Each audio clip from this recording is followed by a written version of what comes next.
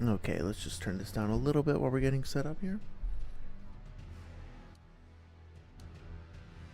Making sure everything is in order, testing the audio, and we should be getting set in just a minute. Let's turn this down a little bit. Okay.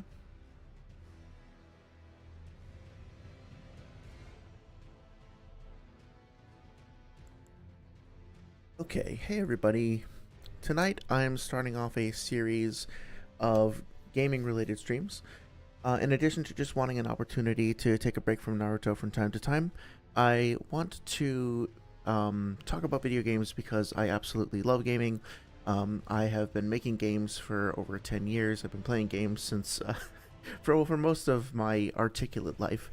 And in particular, I love seeing the way that people approach challenges in the space of game design. In other words, how do you teach people things and tell people stories and interact with people that you don't know across potentially cultural divides, generational divides, etc., etc.?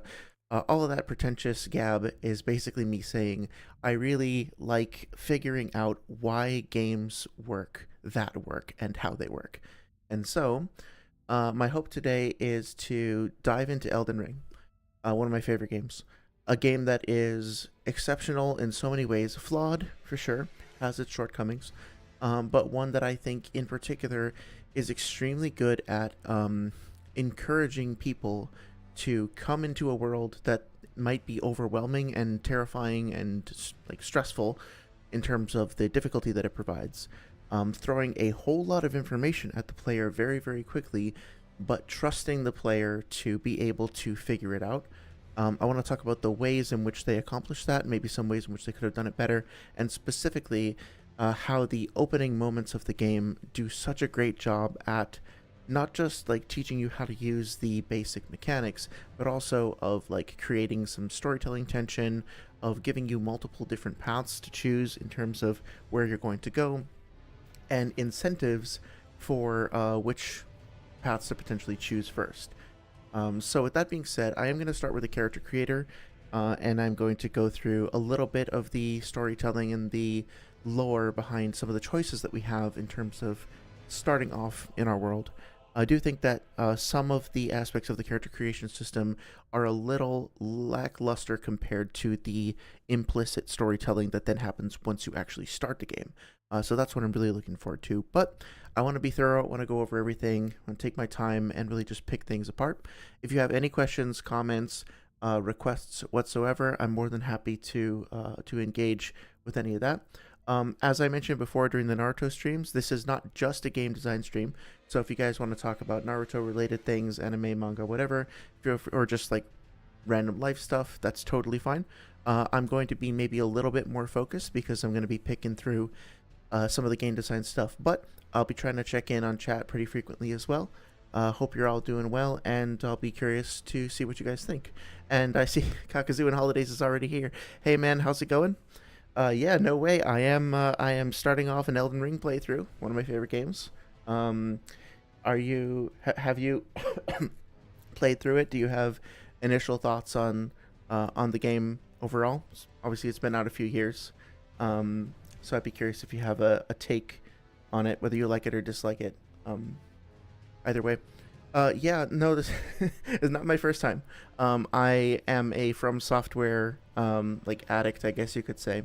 I played it when it was like I got it on launch day. I think I took the day off of sick from work, and I was just like, this is all I'm doing today. I did all my chores, I did everything, like took care of the house and everything beforehand. And I told my partner, I love you, you're the best, but I am not going to talk to any human beings for like the next 3 days. And it was basically just fully immersed in the game.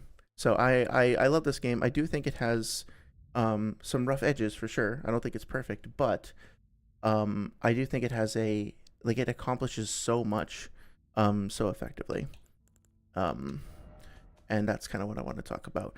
This was, so as you'll know if you've been let me know how the volume is, by the way, of the game compared to the to my voice. I don't want it to be too overwhelming. But as you'll know through my Naruto stuff, I tend to be motivated when I hear someone else talking shit about something that I like, it motivates me to want to say something, or to create something in response. That's a really great way of just getting me to do something. And a game designer called Jonathan Blow, who's famous for working on The Witness and Braid, did a live stream of this game a couple years ago that I saw, and I just like vehemently, viscerally disagreed with his take on the game, and I wanted to make sure I could like not just be reacting in an impulsive way, but actually that I could articulate a response. And in doing so, I just fell in love with the game all over again. And this is me kind of trying to share what I learned from that whole experience. Kakazu and Holiday says, nope, never played any Souls-like, but I like seeing people playing it. I know a bit of all Souls except Dark Souls 2. Well, that's cool. Yeah, it's a lot of fun to play. There's so many different ways that I've seen people express themselves through gameplay, whether that's just creative builds within the game itself or doing challenge runs. I was just watching somebody do a no-hit run the other day that was really impressive of Elden Ring. I don't know, like that's just an almost unfathomable level of skill beyond what I'm at.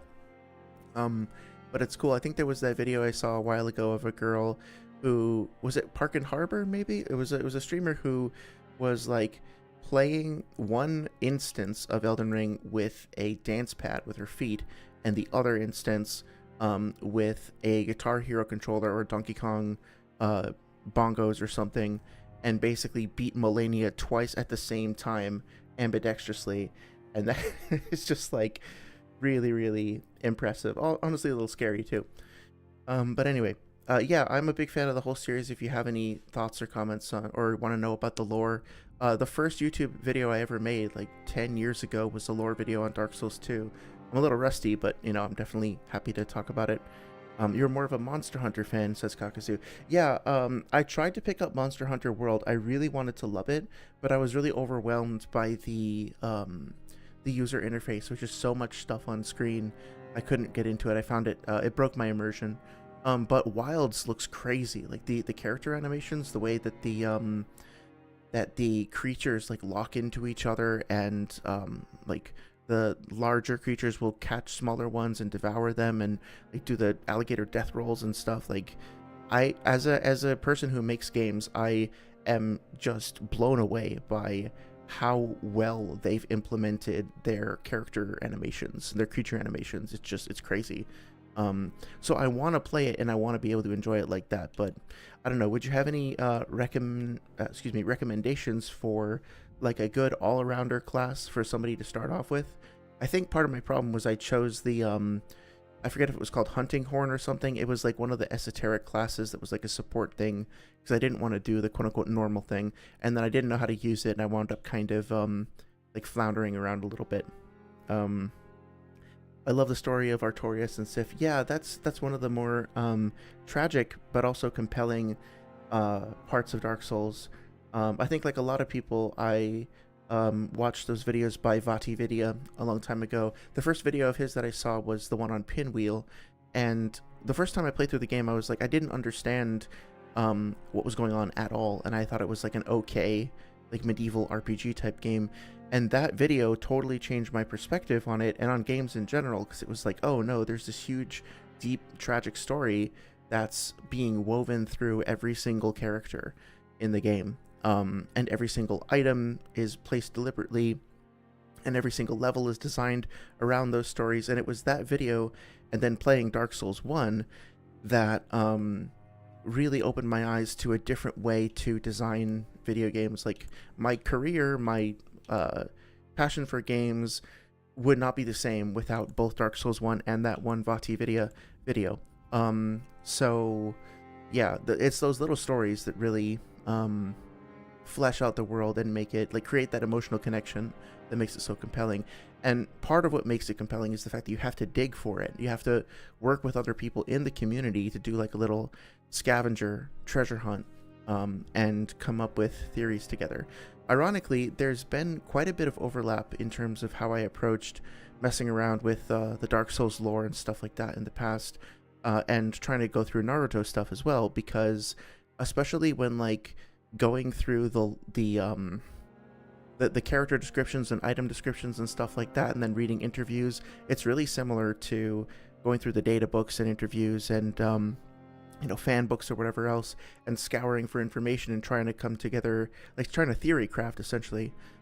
There's a lot of overlap there, and that extends to translations as well. I mean, like, the games were written in Japanese, and a lot of the lore, which is already kind of difficult to pick apart, some of it gets lost in translation. Like, there are concepts in Japanese mythology and just in Japanese culture that Western audiences don't necessarily pick up on without a little bit of instruction, and so it's kind of been necessary for the community to have like volunteer translators to come forward and collaborate to help it be more widely understood by everybody. So there's the skills, quote unquote, or the I guess just call them skills, from investing in any like piece of art, any art medium or franchise or whatever, can really help the way that you look at and enjoy other pieces of art too. Anyway, little tangent there. Kakazu says, I'm going to spend all my life on Wilds. Yeah, I don't blame you. It seems like the kind of game that you can really immerse yourself in for hours and hours. And am I right in thinking that it has like a remixability, like a replayability to it? Oh, you said the horn is so hard, try shield and sword or greatsword. Oh yeah, okay. Yeah, maybe I'll give that a shot. I'd like to give it another try. I was just sort of turned off by the user interface stuff. Katana and bow is fine too. Oh, dual blade. Dual blade sounds like it's up my alley. That was always my favorite build in Dark Souls 2, was anything around the dual blades, which they did finally make a comeback in Elden Ring, although, not perhaps as highly featured as I might have liked, but still, it was great to have them back. You can redo the quest. Okay, good. Any thoughts on my drawings? Yeah, I thought I sent you a couple of messages on Discord. I hope they got through. Specifically, I was commenting on, I really liked like Conan's expression, and I liked the fact that you had given some life and personality to the creatures in the background. Those mask animals are such like compelling and scary and interesting creatures, and part of what makes them so compelling is these little elements of humanity, like when the one that gets defeated by Kakashi looks up and is like whimpering before it disintegrates. Those little moments just help bring them to life, and it feels like you must have thought about that probably, because they seem to be like alive. They seem to have personality, for lack of a better word, which makes them feel like fun and engaging. So I like the way that you've set and framed everything up. I thought that was very effective. Yeah. So, and like, yeah, keep me posted on how the video progress goes. I'm really excited to see how it goes. In the meantime, I think I'm going to just scroll through these classes to start off with. So, a lot of Elden Ring's storytelling and the way that it tries to drag you into its world is made evident as early as the character creation screen. Now, this is true of any game, any reasonably well designed game, right? Like, there should be a thematic throughput or consistency between every part of the game. In other words, the user interface, the sound design, the environment textures, the character design, everything should all be part of a whole. And they should all like feed into and support one another. And this is something that Elden Ring does exceptionally well. And specifically, it's really, really good at giving you little hints about the story via character expressions and animations and stuff like that. There's a lot of little hints that we can glean by looking at these characters. Now, I'm not an expert on the lore. I know a bit. I spent a little bit of time in the community learning a bit about, some of the underlying machinations of the plot, so to speak. I don't claim to be an expert, but there's a few things that we can start to pick up on. I want to start by, mentioning that I've heard some criticism of this game. Somebody picked it up that I was watching on stream, and they were like, my vagabond over here looks like a knight. Why does he look like a knight? Clearly, this is a mistake, because the game is presenting us with a thing that's supposed to look like a vagabond, but doesn't actually look like a vagabond. look at this guy. He doesn't look like a warrior. He looks more like a vagabond. He looks more, or they look more like traveling warriors or something like that. Look at this, a hero who's barely clothed with chains and they're all ugly and like wearing rags. That's not what a hero is supposed to look like, right? So I think that when you come into any piece of art, including video games, you should bring your own biases, bring your own preconceptions and preferences. That's totally fine. But also, like, be willing to take a step back and say, okay, yes, the game designers chose to call this thing a vagabond, but dress the vagabond up as a knight. They chose to use the word hero and correlate the word hero with this particular character archetype. Why is that? Like, don't just ask the question rhetorically, like, why would they do that? That's so stupid, right?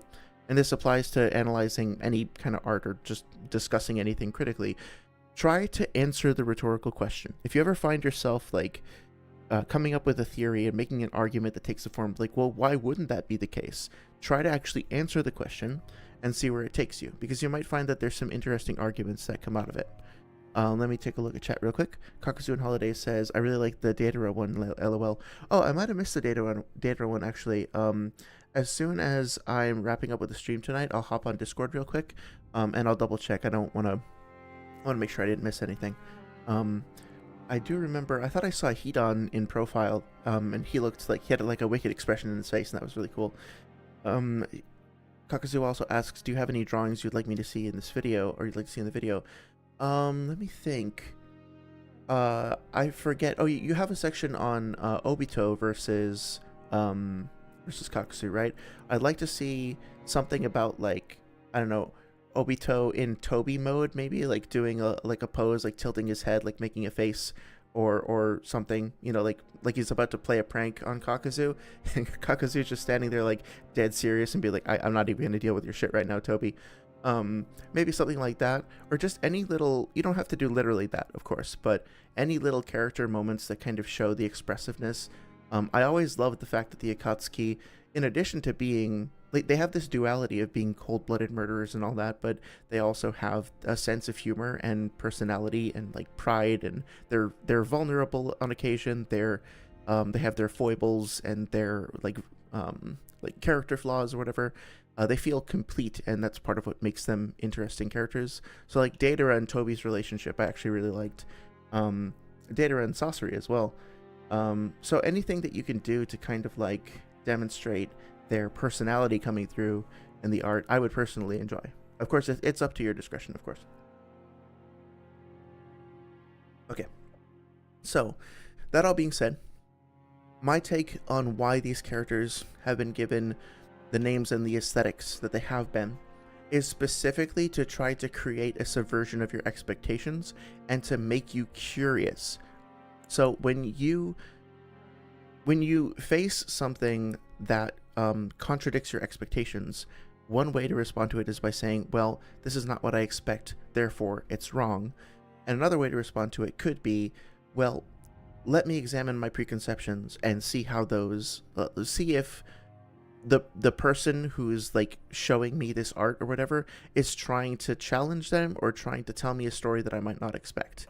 And so, looking at a character who's called a hero, let's see what we can see about them. They've got some sort of metal element on their head that looks like it could be part of a crown or maybe part of an armor, but it's obscured by this tattered rag. We've got this weird cloth braid that's going across the male warrior's chest, and that looks almost as if it could be like a shimenawa, like those sacred ropes that you'll see on Japanese temples sometimes, but it's, of course, you know, frayed and dirty as well. The metal is rusted and torn. The arm bracers have this weird, almost eldritch worm-like appearance with what appear to be little eye sockets in them. And then around the waist, rather than having a belt, we have a thick, rusted metal chain. We have more of that hide or rope. We have a shock of, like, red hair. And then we have maybe a mix of white and red hair around the waist. So, without knowing anything about the game's lore, this should tell you that this character, your reaction should not be, oh, my image of a hero in my head is different from this, therefore this is a problem. Your image should potentially be Well, this hero has gone through some shit. This is a fallen hero. This is a hero who has perhaps fallen from grace, literally in the case of the game's like use of the term grace.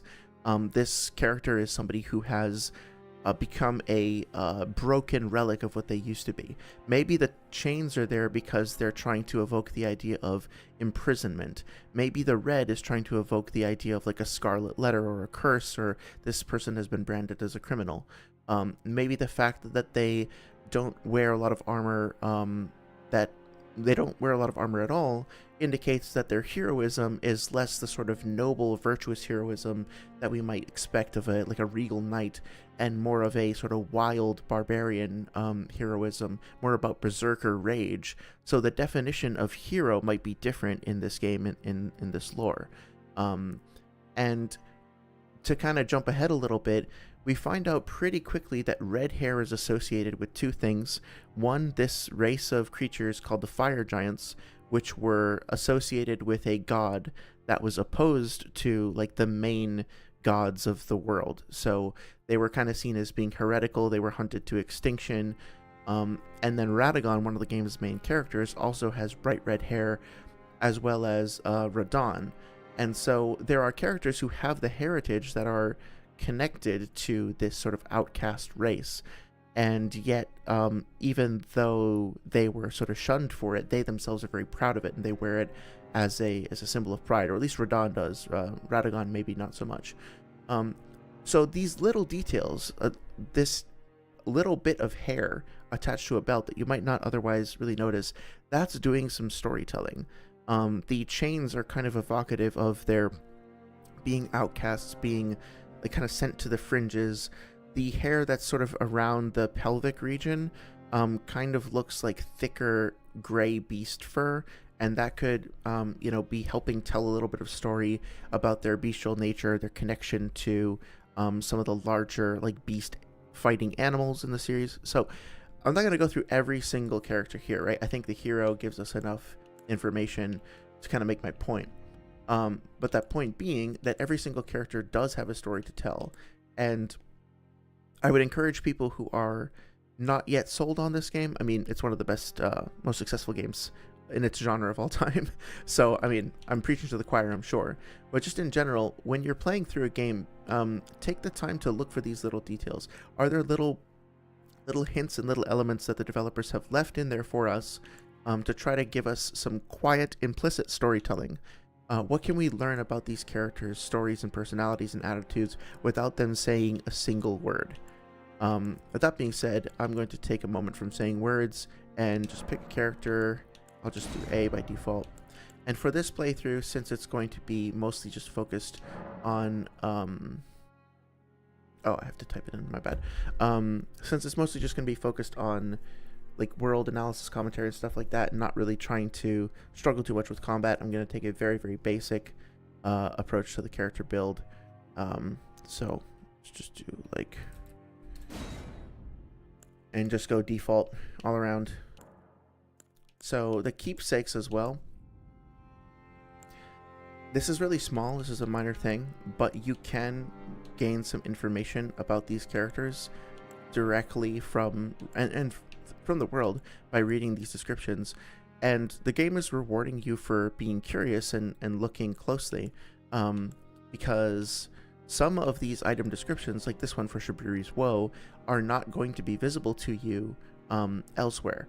This particular description does not appear on the item description in game. A similar one does, but this specific wording doesn't. So already you're getting a quiet nudge from the developers to be like, hey, read things, pay attention, and you'll be rewarded. And that story too, a crazed likeness of a noble whose eyes have been gouged out.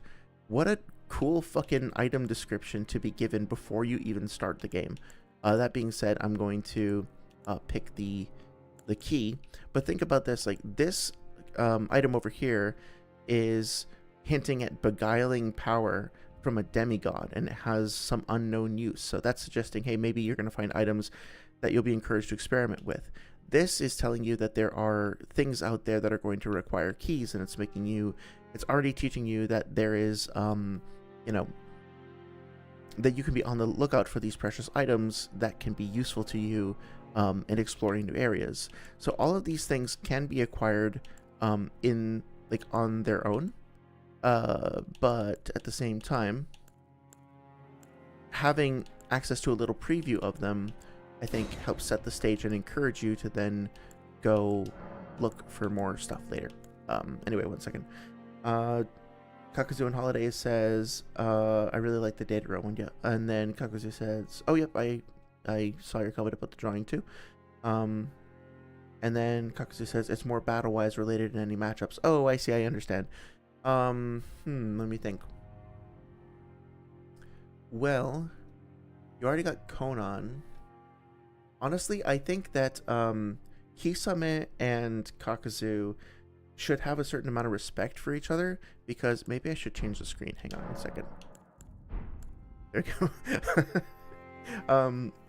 Because Kisame and Kakazu are, they should be kindred spirits in a certain sense and have respect for one another, because they're both like either samurai or warriors that are, you know, they have a code of conduct that can be strict and that they respect. You know, like Kakazu says, when Hidan's complaining about not being able to get the bounty from Team Asuma and the other members of that team, I think Hidan's whining about it, and Kakazu says, the leader's will is absolute, the mission is absolute, something like that, right? And Kisame winds up, you know, sacrificing himself not for personal gain or glory, but for his code. And so I feel like even if they wind up killing each other, they should almost be like happy to test their skills against one another and test their resolve as shinobi. There should be like a quiet respect between them. And so I would be genuinely curious, A, just to see that matchup, and B, like what you think, like how you think they would talk to one another before that fight started, if that makes sense. Oh, you say Kisame dislikes Kakazu? Oh, I think you might have mentioned that. Yeah, can you elaborate on that? Because I don't remember why that would be the case. That being said, I'm going to just let the intro play out, I think. The fallen leaves tell a story.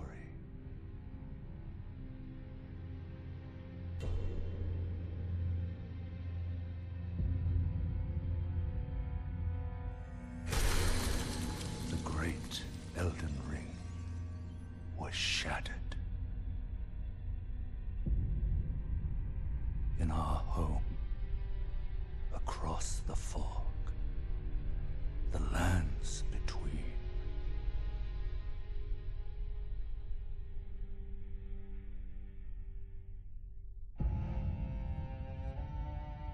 Now, Queen Marika the Eternal is nowhere to be found. And in the night of the Black Knives, Godwyn the Golden was first to perish. Soon, Marika's offspring, demigods all, claimed the shards of the Elden Ring.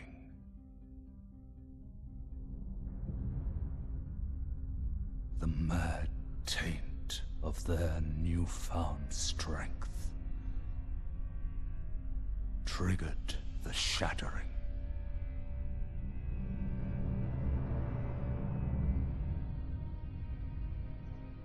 A war from which no lord arose.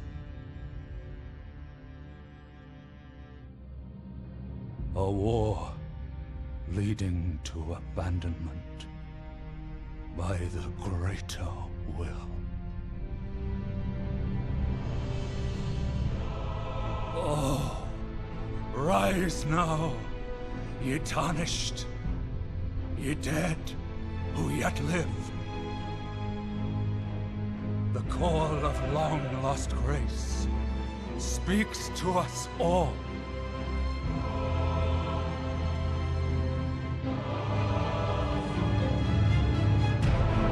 Horalu, chieftain of the Badlands, the ever-brilliant Gold Mask, Fear, the deathbed companion. The loathsome dung-eater. And Sir Gideon Othniel, the all-knowing.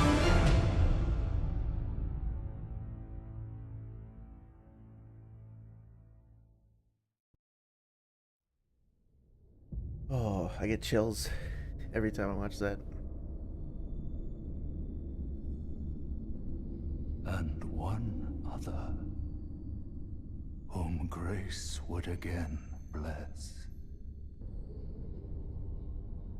A tarnished of no renown.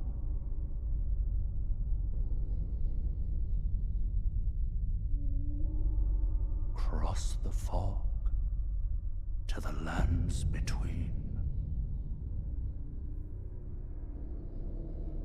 to stand before the Elden Ring and become the Elden Lord.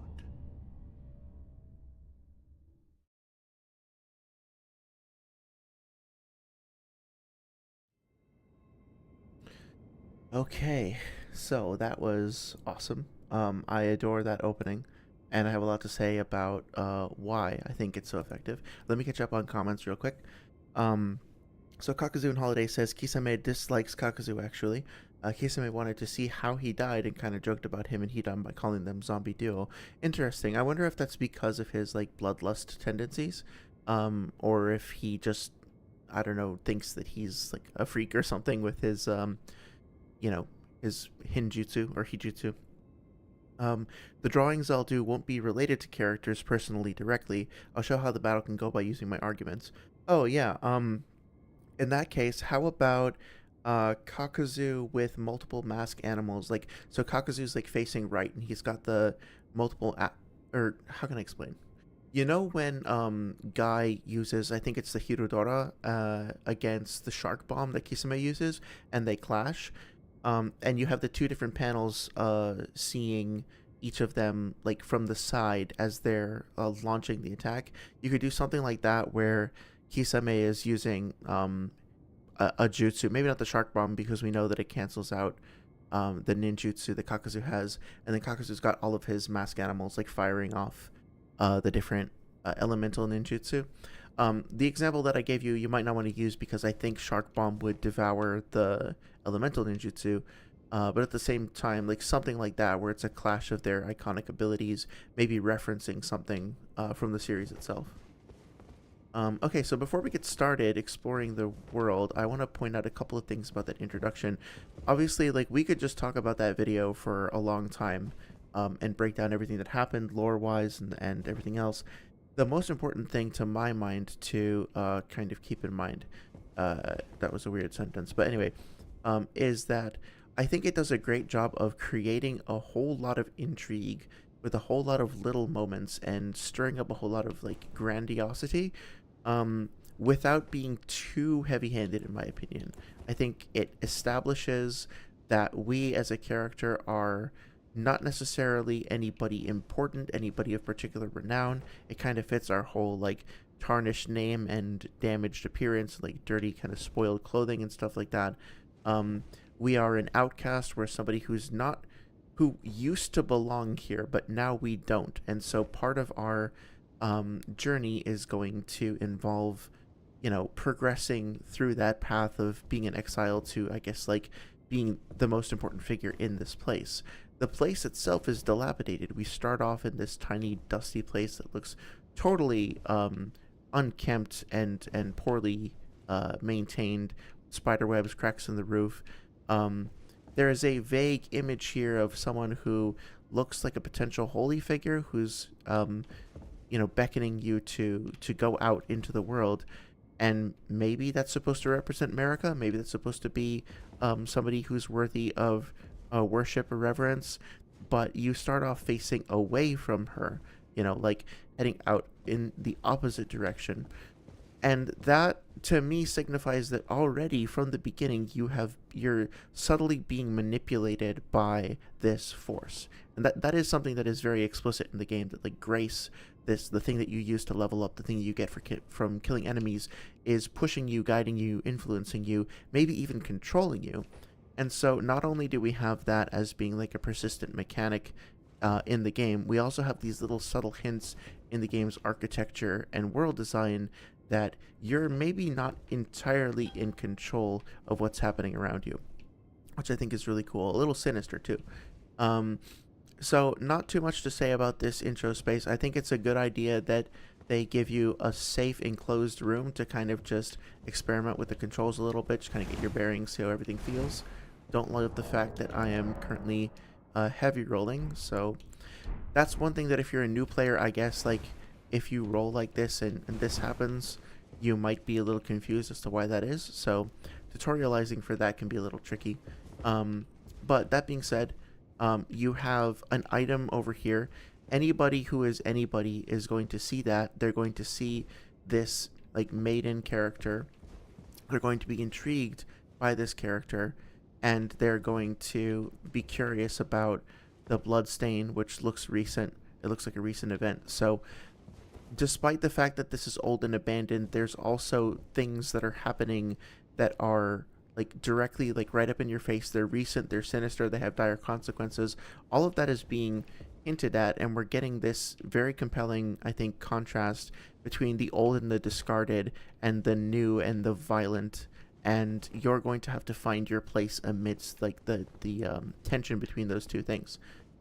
So the first thing also that you do when you encounter this poor slain individual over here is you get your first item prompt. And the item prompt doesn't just say pick up item, collect object, retrieve reward. It says pillage remains. That's a very specific terminology, and it helps to create this environment of like, you're not just showing up here and, doing heroic deeds and winning the day and then getting your spoils of victory. You're rummaging around through corpses. You're finding the remnants of old battles. You're stumbling onto a fucking murder scene, and the first thing you do in the game is you go up to a murder victim and you steal their finger. So how great is that? What a wonderful way of just saying, hey, guess what? This is not going to be a good time. Like, narratively speaking, things are really, really bad here. Ironically, this item that you get, let's read what it does. Tarnished wizened finger. Used to write messages. Your messages will be conveyed to other worlds, allowing other players to read them. A finger of corpse wax, so emaciated the bone is visible. It is a relic of those who came before, left to help those who would come after. This first item that you get, despite being kind of cut off from a corpse and itself apparently old and decayed, is something that's intended to connect you to other players. So isn't that interesting? The first thing you experience in the game is some asshole loser from God knows where who just washed up here in a dirty old dusty temple next to a dead body, and the first thing that you get is a dead body's finger. But that finger is designed to help connect you to other people. And the first thing that you see, the other thing that you see here, is this glowing message on the floor, and then this bloodstain on the floor, and then you'll see the little ghosts that are kind of jumping around. And so, on the one hand, I did kind of want to say it's a little immersion breaking, it's a little cheesy, to come into this beautiful ancient Gothic temple, or not Gothic temple, but you know what I mean, like church. And then to just be greeted with, this glowing fucking thing on the floor, and this doesn't look like it belongs there, it looks fake, right? And yeah, I would stand by that. I would understand that criticism. I played through the game the first time with all of the online features turned off because I didn't want to keep walking around seeing fucking people saying fort, night, fort, night, try fingers, butthole, whatever else. It can be a little immersion breaking.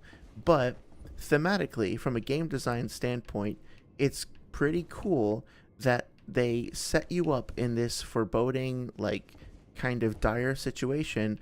Then they give you an item to connect you to other people, and then they show you multiple ways of connecting to other people, right? The bloodstains, the ghosts, and the messages. So the game is saying, yeah, this is going to be a terrifying, like, nightmare realm that you're in, but also there's other people out there who are on the same journey and they can help you, and they can be a part of that journey with you.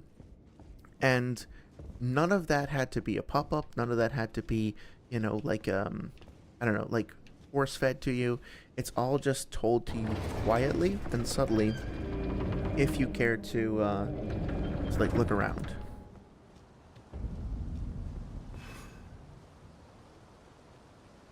So this is really nice. They're really beautiful.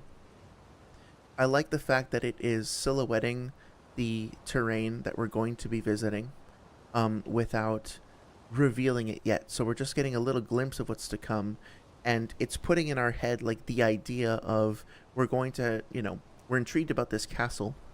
It's going to become relevant to our journey very soon, but we're not being, given explicit information about exactly what it is just yet. So they've planted a mystery.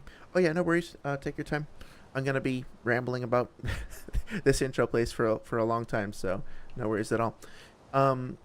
So yeah, they've done a really good job of establishing this imposing, massive, intriguing castle. But I think it's a very deliberate choice not to have it lit up with the full light of day. It also helps to create this contrast between this fucking thing, which is the centerpiece of the game, and basic color theory. Dark blues versus yellows and oranges creates a really compelling contrast. So choosing to silhouette the background like this, I think is a good way of creating, like that a little bit there, creating intrigue, and like planting the seeds of intrigue for later on in the game, while also focusing your attention on the centerpiece and making that the first and primary like focus of your attention, right? So new players are likely to go here. They're likely to see the bloodstains, and they're likely to learn, okay, this is not a game that has blocking volumes all over the place, or invisible walls is another word for blocking volumes. You're in danger. You have to pay attention, and one way to like benefit is to look at what other players are doing and stay connected to them. Also worth looking around here a little bit, we see a flag with a lion logo on it that could be potentially relevant for later. This particular architecture as well looks like kind of a mix of stonework, and it's worth kind of keeping in mind that we'll see that particular unique style of architecture again. It shows up specifically in specific places, so it's kind of planting the seeds in our head again of like, okay, this we're here for a reason, and we're not going to know what that reason is for a long time. But this is also a really smart choice. They could have left this open, or they could have not had a prompt. The fact that they have a locked door here suggests that you might be able to come back and open the door in some other way. It's not revealed to you for a while, but it's just another little thing that they're saying, like, hey, remember this place. This is going to be important later. Not to mention the messages that other people can leave. I do think one thing that's a double-edged sword is that if people leave little phantoms, they decide to use the gestures, it can kind of spoil items and weapons that are coming up. Part of the reason why I turned it off is because I saw somebody with like I don't know what kind of weapon it is. It looked like it came from a dragon or something like that. And I was like, oh no, I didn't know you could get that. I wanted to discover that on my own. So I don't know that the system itself is flawless. I don't know that I even love the system at the end of the day of like these kind of semi-immersion breaking glowing messages on the floor. I think people are goofy. I'm goofy. Everybody's goofy online. And so that tends to clash with the tone of the game. But from a design perspective, from the perspective of like how the decisions that they made, why they made them, I respect it. And I respect the fact that it is like consistent. Like they were like, this isn't just a gameplay mechanic, it's a living, breathing part of the world, and we want to design it like that. I think they did a very good job of doing that. Worth taking a look at the statuary here. So not going to go on forever about the lore, but we're getting a glimpse of a statue that appears to maybe be a knight, but the knight is enwreathed in those vines and leaves, which are a different texture than the stonework underneath it, which kind of suggests like that there's something old in this place that's now been overgrowing and being wrapped around in by a new form of life. Now, you might disagree with that interpretation of the art, but I think there's enough there in that imagery to get you wondering about like how is the life force in this place interacting with its history, with its culture. And maybe I'm like totally off base there. Maybe I'm just making shit up, but there's a reason why that particular statue with that particular design was placed here, and hopefully it should make you curious. As you come down here, the way that this is silhouetted is you know that this is Marika. You know that this character is of high importance because you just saw her in the intro. But even if you didn't, you should kind of have a feeling for I know you should be intrigued by this and be kind of lured in, which is something that America has a reputation for. And so narratively, you're getting lured in by this image of America from a gameplay standpoint, and then this happens. And America narratively wants people to fight and die. She's not really a very nice person. She kind of just wants to manipulate other people for her own ends. It's debatable whether the ends justify the means in her case, but it's a nice little instance of gameplay nudging you towards basically like following the whims of the character in the game. Like the gameplay, the character herself is reaching out and like manipulating you a little bit. So this being the first character or first enemy that you fight, I personally am not sure about this decision, because this is going to be a like definite lose fight for even experienced players. You have no healing, you know, you don't really know your moveset yet at all, but you could argue again that it's like, hang on, I'm actually gonna try and fight it and see how well I do. Not gonna go well. But you could argue that this is another example of like, well, the game is like, nope, I'm dead. The game is creating this relationship between you and this particular character early on. You're going to see these things later. You're going to remember them. You're going to remember your experience. And from the get-go, you're going to be craving a rematch. And so you could argue that this is the game being unfair to you, being cruel to you, however else you want to put it, but also like setting you up for this consistent theme throughout the game of you're going to face things that you're completely incapable of defeating, but then through growth, through struggle, through exploration, you're eventually going to get a chance to you know, turn the table, so to speak.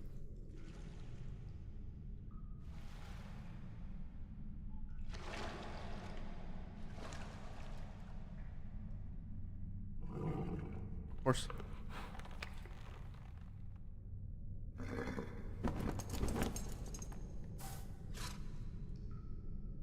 Don't worry, Torrent. Fortune is on his side. We found him here, after all.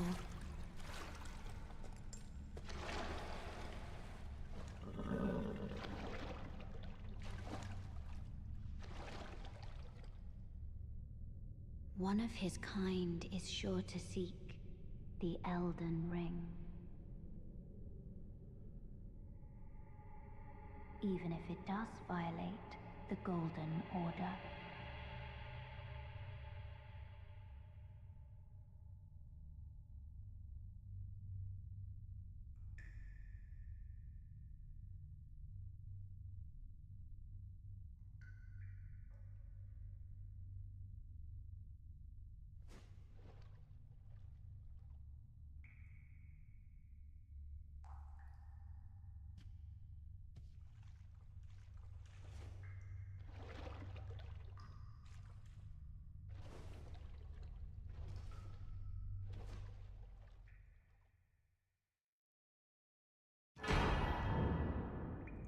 Okay, awesome.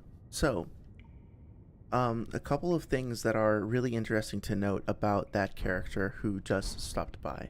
It's a blink and you'll miss it kind of thing, but in addition to showing up riding on the horse side saddle, which maybe not read into that too much right now, um, she also appeared to have a ring on her finger, like a thin golden ring on one finger.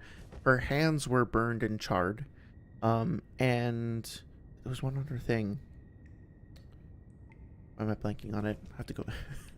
I just had it. There was another thing about the way that she approached, the way that she was. I'll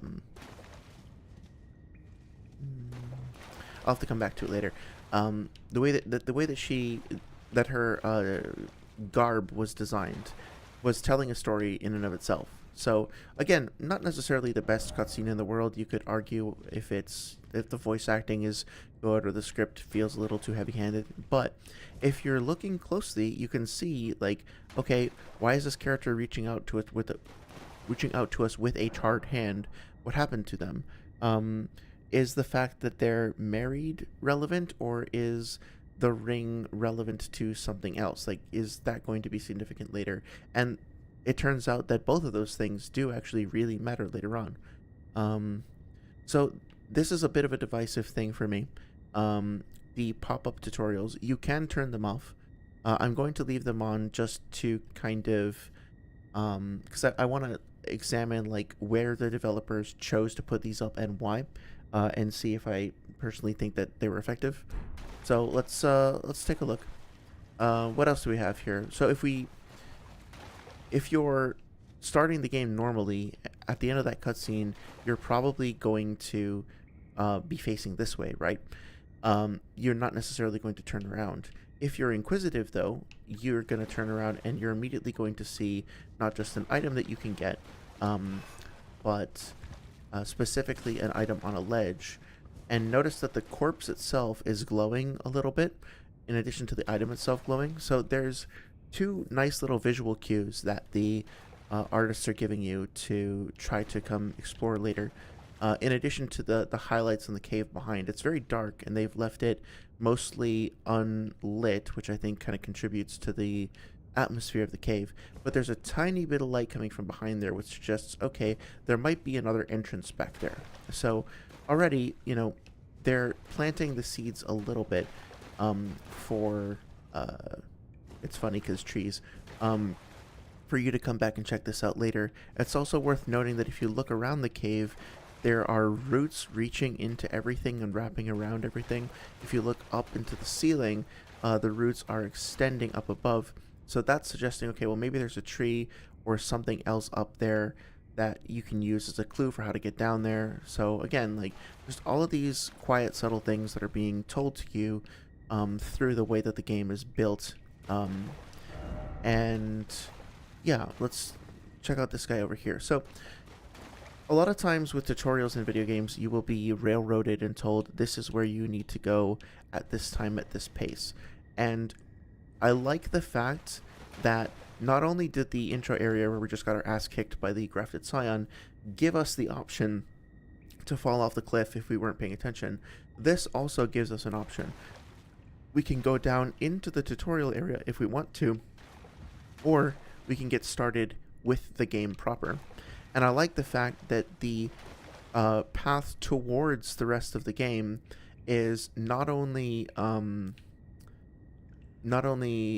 the word I'm looking for? Like more directly in your field of view, but it's also more pleasantly illuminated. You have the golden branch that I think is more thematically interesting because we just saw that massive golden tree that I'm sure like everybody's like, oh my god, what is that thing, right? So the tree itself is also leaning up and to the left, which is visually suggesting, hey, this is the way you're supposed to go, up there, up there. But if we want, we also have this guy, different color scheme. There's a quiet sound. I'll let it play. You can hear there's a quiet little sound cue that's getting you to come over to him, and he's the first character that you can actually talk to. Well, sort of.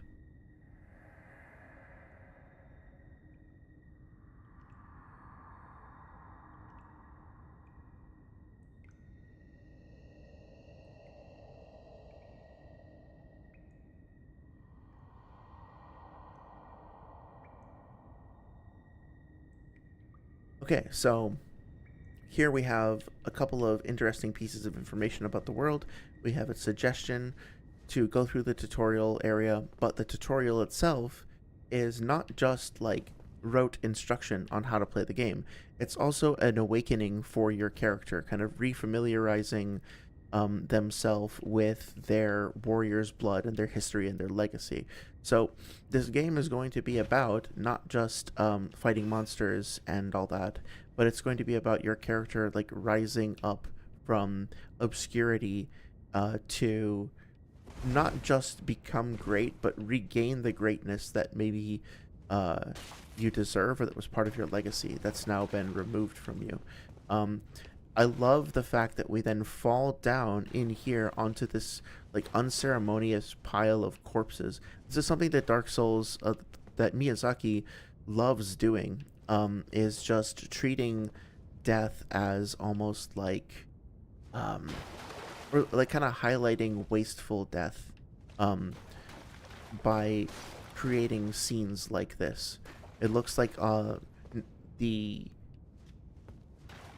what's the word I'm looking for? Sarcophagi, or just why am I blanking on this of all things? The coffins. The coffins are like, they might have been looted. The bones are all in disarray. It almost looks like there's a couple of different rib cages in there, so the skeletons have been desecrated. Okay, Sites of Grace. So I think this is probably fair.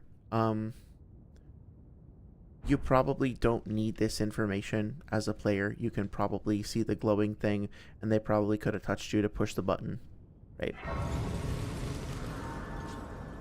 But for somebody who's maybe never played a Souls game before, that's fine. I like the fact that we have a few different things we can do here.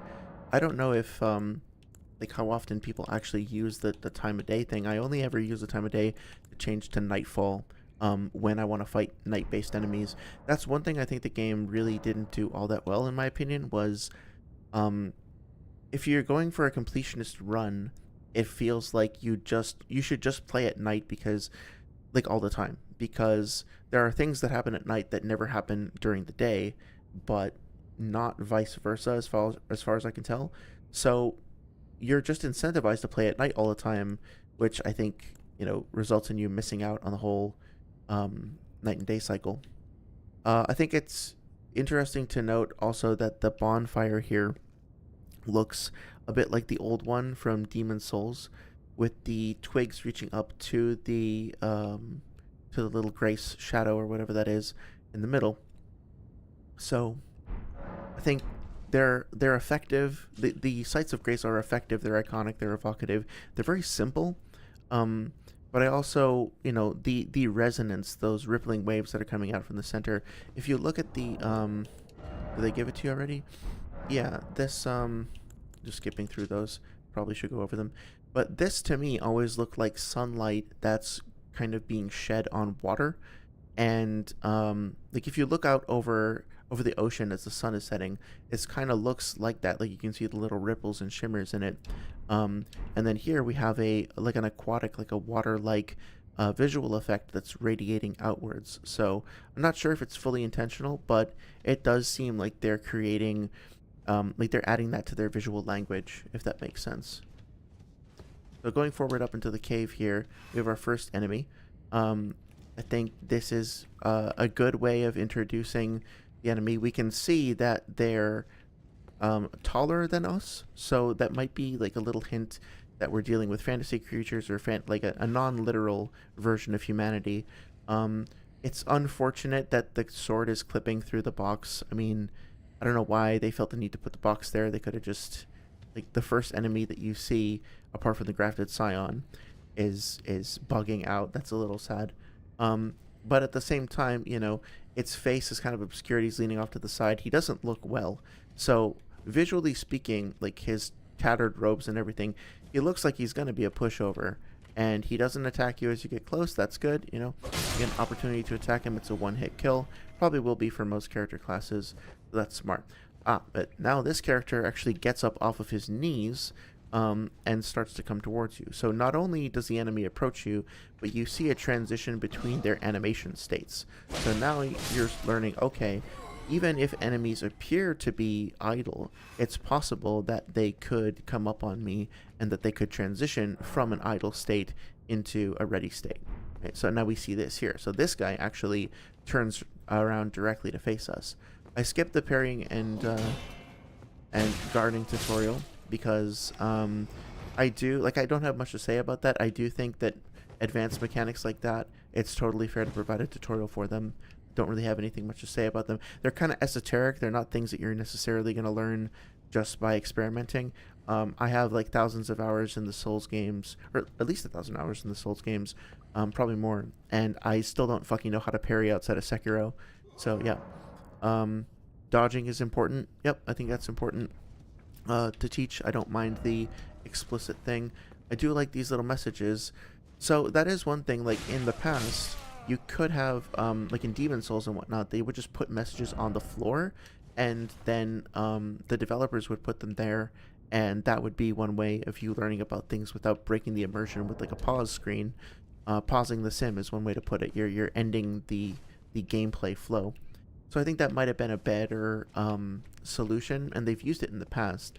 But I don't think it's the end of the world, you know. I understand that, especially with this title trying to appeal to a larger audience, they really wanted to make sure that certain things get hammered home early on. Yeah, this is a great little jumping tutorial. This is, reminiscent of the intro to Breath of the Wild, where, like, if you don't know that you can jump, you've never played this game before, you're going to be going down the tunnel to the brightly lit spots. Notice here that we have a brightly lit spot here, and then a darkened passage, and then a brightly lit spot over there, which is kind of like setting up these little moments of tension and relief. You go to the brightly lit spot, you feel kind of comfortable, then you see in the distance there's another one, and now you have to brave the dark in between them, right? So there's a little bit of like drama going on in the way that the rooms are designed, even in this very, very simple space. So now we get over here, and if I'm a dummy and I've never played a video game before, like, I'm probably going to get stuck, and I'm probably going to think, I wonder if there's a button for me to press.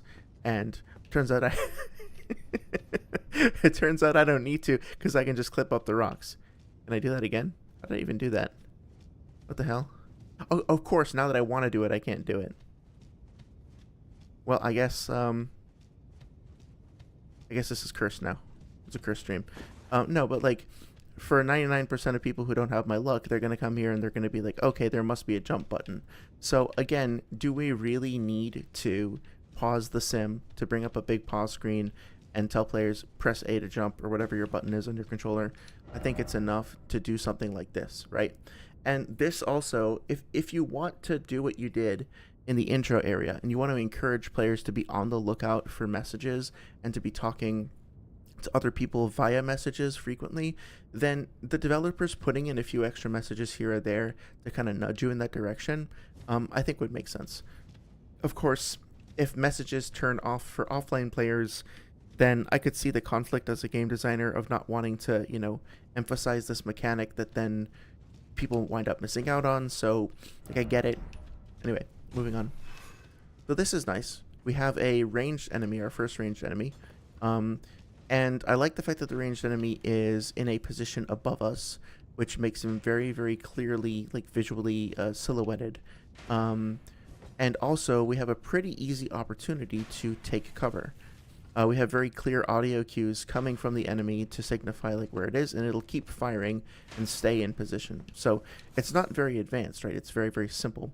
But we are learning just a little bit about tactics, right? We now are learning to look up.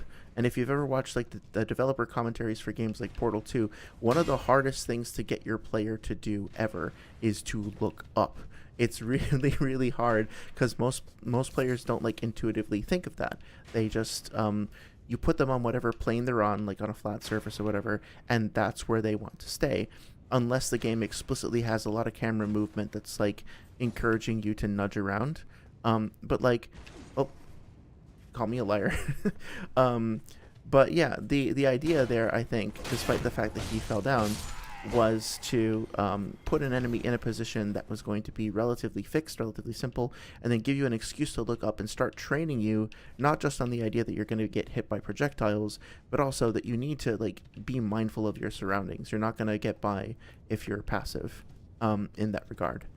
So building armaments, each hand can be equipped with the 2 armaments, up to 3 armaments. Armaments can be 2-handed, making attacks more difficult to repel with shields, and boosting effective strength by 50%. Okay, so that makes sense, right? So I like the inclusion of this enemy as well, in that like this guy is not going to be as much of a pushover as the others. By this point, you should know how to roll. So if he attacks you, you can learn how to roll. You can try to roll.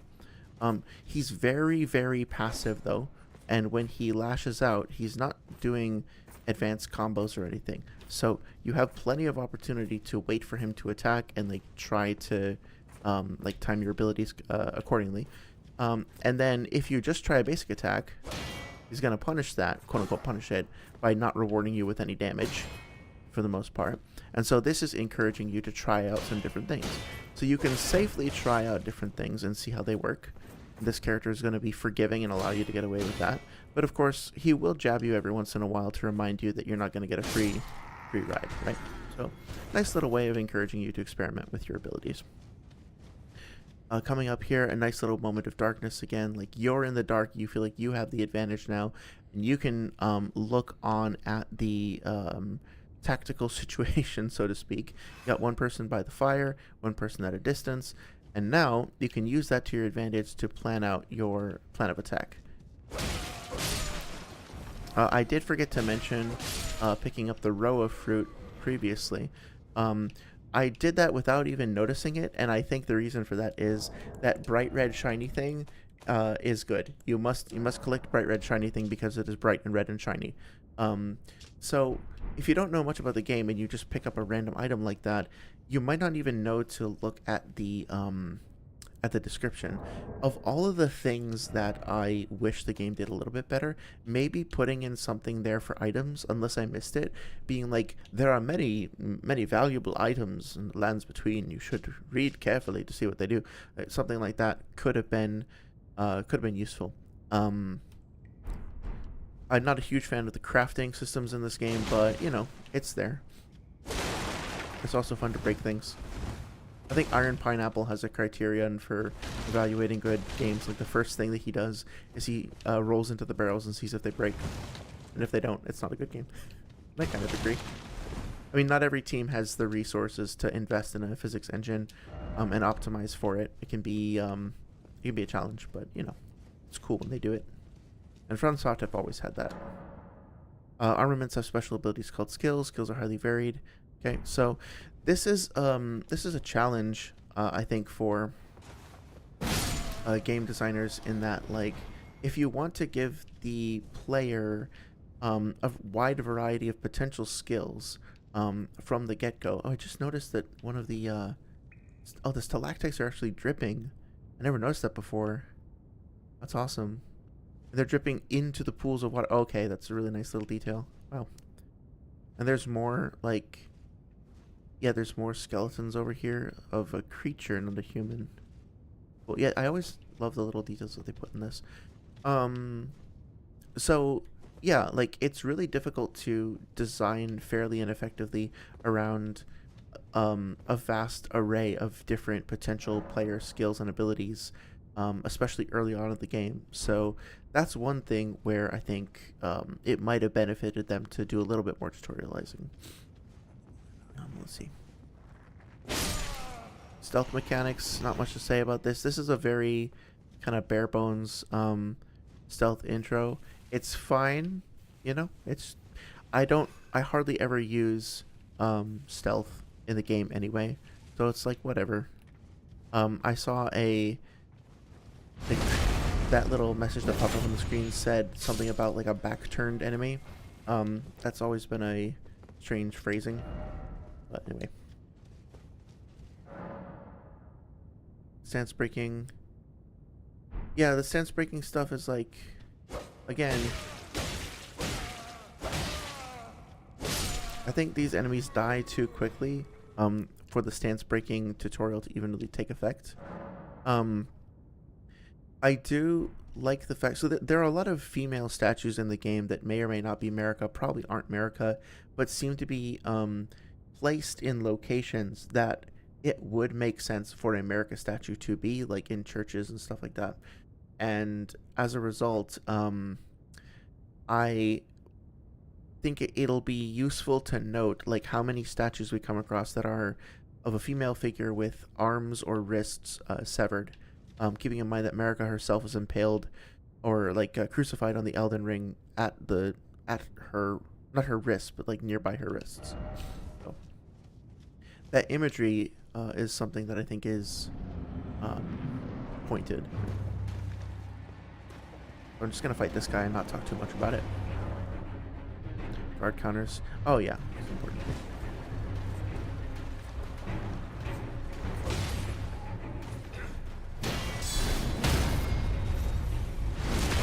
See, there's our first critical attack.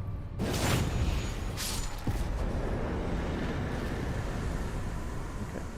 So not much to say about Soldier of God Rick over there. I like the fact that the community has kind of made him into his own meme. I think that it's interesting that we're getting, more water here and more sort of opened, desecrated tombs or coffins is the word I'm looking for. With a couple of little lantern or candles though, which, so this is interesting. Those candles, you could argue, might just be the developers putting in some kind of light source because they need some kind of light source, right? And there might not be a reason for it. But if you take the mentality, so to speak, that From Software are very deliberate in placing props, in other words, like environmental objects like that, then this could be telling us a little story that somebody is actually coming here to tend the graves or at least sift through them, that there's a deliberate reason for this to be here. And considering it looks like there's a pickaxe or something, maybe it's a shovel.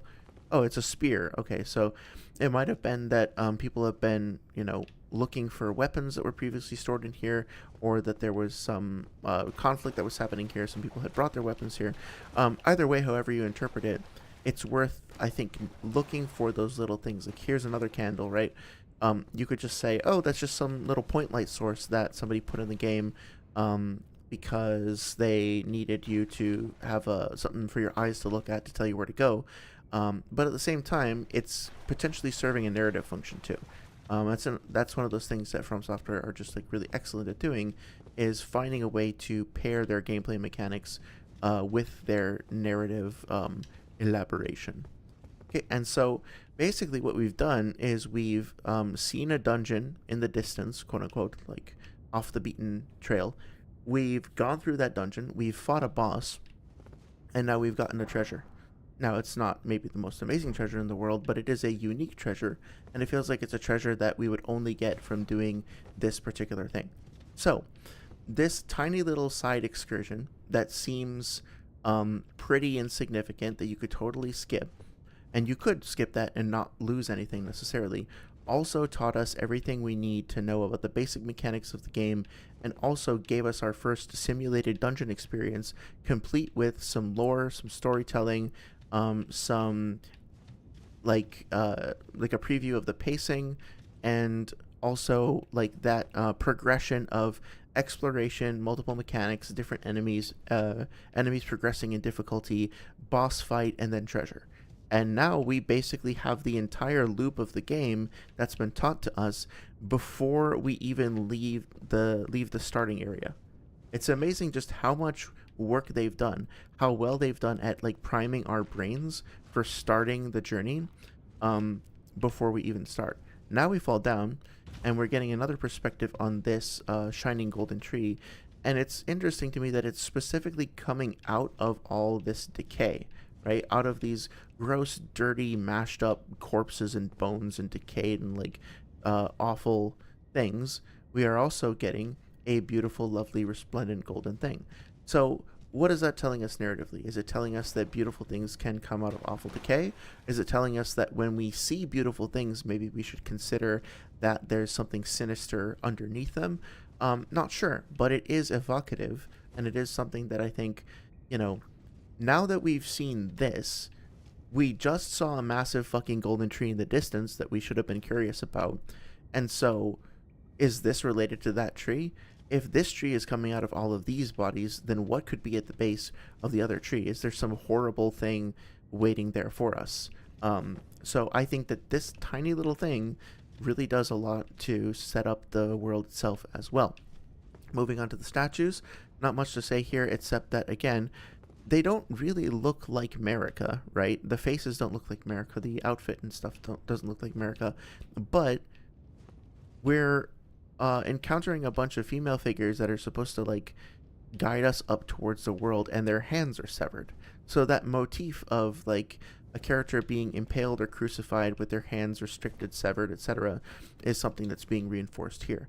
Maybe they are literally America, maybe they're not, but the point is that it's setting up that visual metaphor for us. I like the little non-bonfire here. That's pretty cute. Now I really am wondering, like, why are there broken spear hafts that are like snapped off and then set into the cadavers?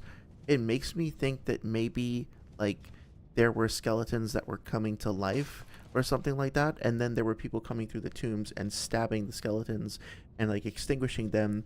And you do find out later that the that there is life in death. There's, like, zombies and skeletons and all that stuff. So this could be subtly hinting at that. Also interesting to note that the candles here are of a white flickering flame as opposed to the orange flame that we saw in the candles previously. So that should kind of make you interested. Like, okay, I'm seeing a white flickering flame that's directly paired with this image of a skeleton that was attacked or had a spear through it. And it turns out later that this particular flame is called Ghost Flame, or at least the color of it is associated with Ghost Flame, which is associated with, like, that torch over there, also Ghost Flame. And it's something that is like directly tied into the dead coming back to life. So now things start to form a bit of a picture, right? This isn't just a place necessarily where tombs have been desecrated. This might be a place where things are coming to life and are being beaten back down, and not gracefully and beautifully, but, like, these old horrible piles of bones are getting stabbed, and then the spears are getting snapped off and left in place, almost like they're getting like those stone swords through the paths of pain during the Jiraiya fight, right? They're just like, or if you played Silent Hill 4, like the stone swords that would go through the chests of the ghosts to pin them in place, something like that. Like, they're being rooted in place, but even that wasn't enough. This should create intrigue in anybody who is interested in things in life in general. You should see the pool back there and you should be like, okay, that'll be a cool thing to come check out later. The statue gives you an opportunity to interact with the key mechanic. I wonder, I think they might have overshot a little bit here, because if I do use my key, not only is it consumed and can I not get it back, but this area is way above my current level and current ability to do anything with it. So I think that might be a little too much, a little too discouraging. But other people might find it intriguing. This is fun. I like this. I can't level up yet, which is interesting. Oh, yeah. So I think Melina, we don't know her name yet, but Melina, the lady who gives us the who showed up on the horse, I think she gives us the flasks. And I hadn't processed that previously, but might not be the case. I'm not 100% sure, but it's worth noting that she gives us the information that seeking the Elden Ring is something opposed to this thing called the Golden Order, and then gives us this thing that is bright, shining gold. So we're going to do something that is potentially sacrilegious, but something that's going to help us on that journey is also, has that same kind of imagery. So what's going on there? Why is there a juxtaposition, or a contradiction is a better word for it, between the tools that we're using and the mission that we're on? there's some more information about multiplayer. They are really emphasizing multiplayer early on. It's significantly harder to get access to multiplayer in the other games. Not all that much, but you have to like invest souls in it and stuff like that, and like find Solaire for cooperation in Dark Souls 1. Yeah, I like that there's ghost flame in those candles as well. I think the elevator ride is good for building some anticipation. I know Donkey made a joke about like blah blah blah, we're ripping off Breath of the Wild here by opening the door into the world beyond. I disagree that that's a problem. I think that like having a big open vista like this is really amazing and cool and awesome and good.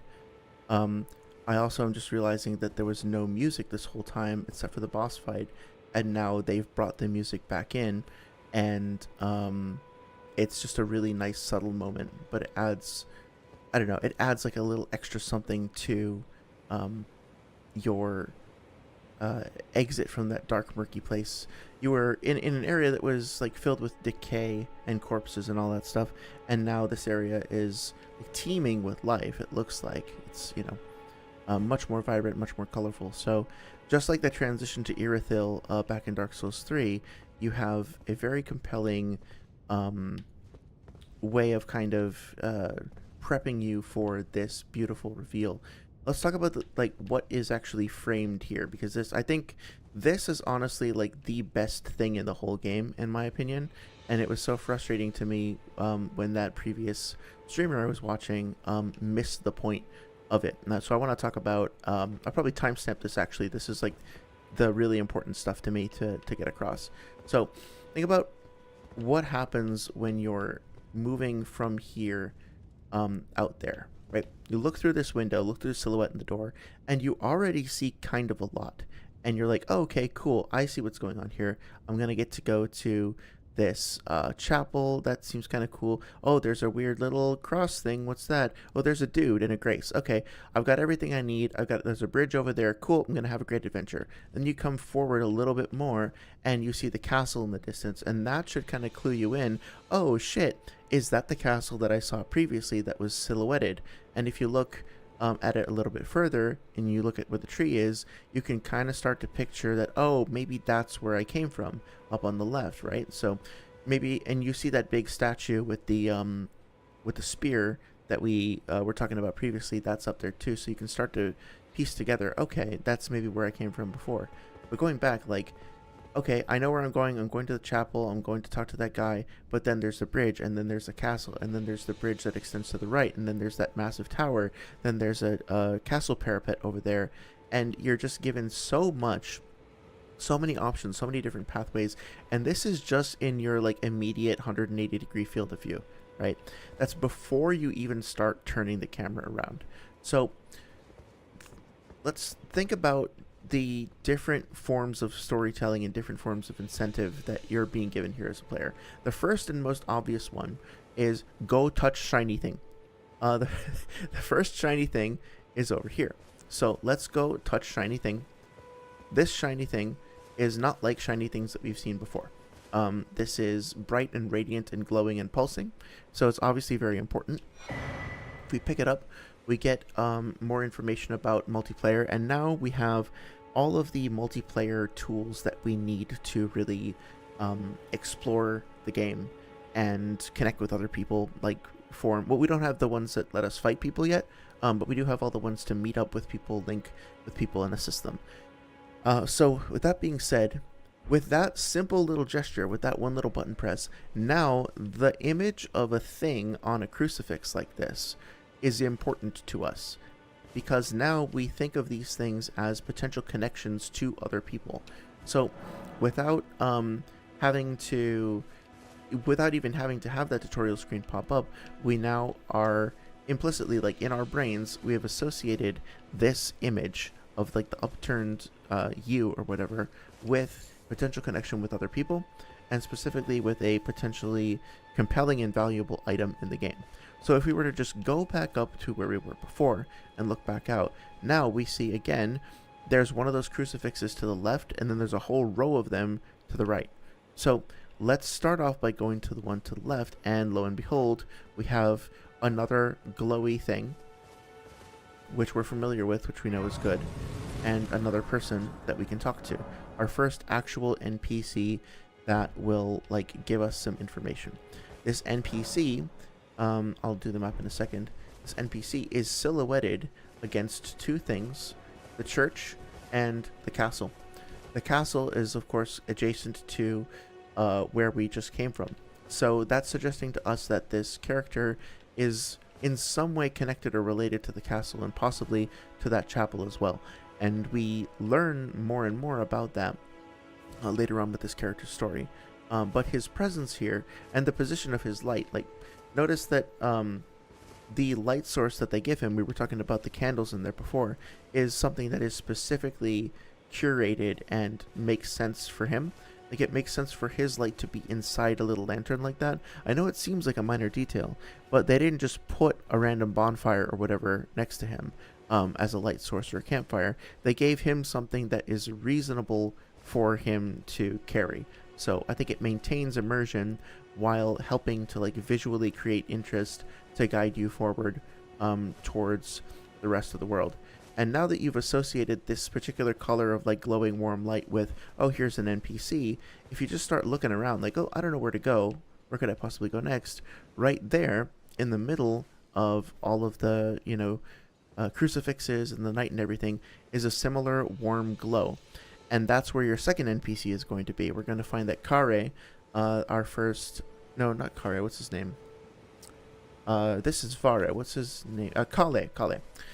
Kale is going to be our second friendly NPC, and we're being drawn toward him without even realizing it by that same familiar quiet golden glow.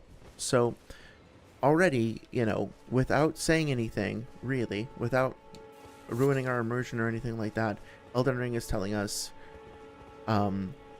look for signposts, like literal signposts along the road, and look for warm glows because they will bring you towards like friendly people.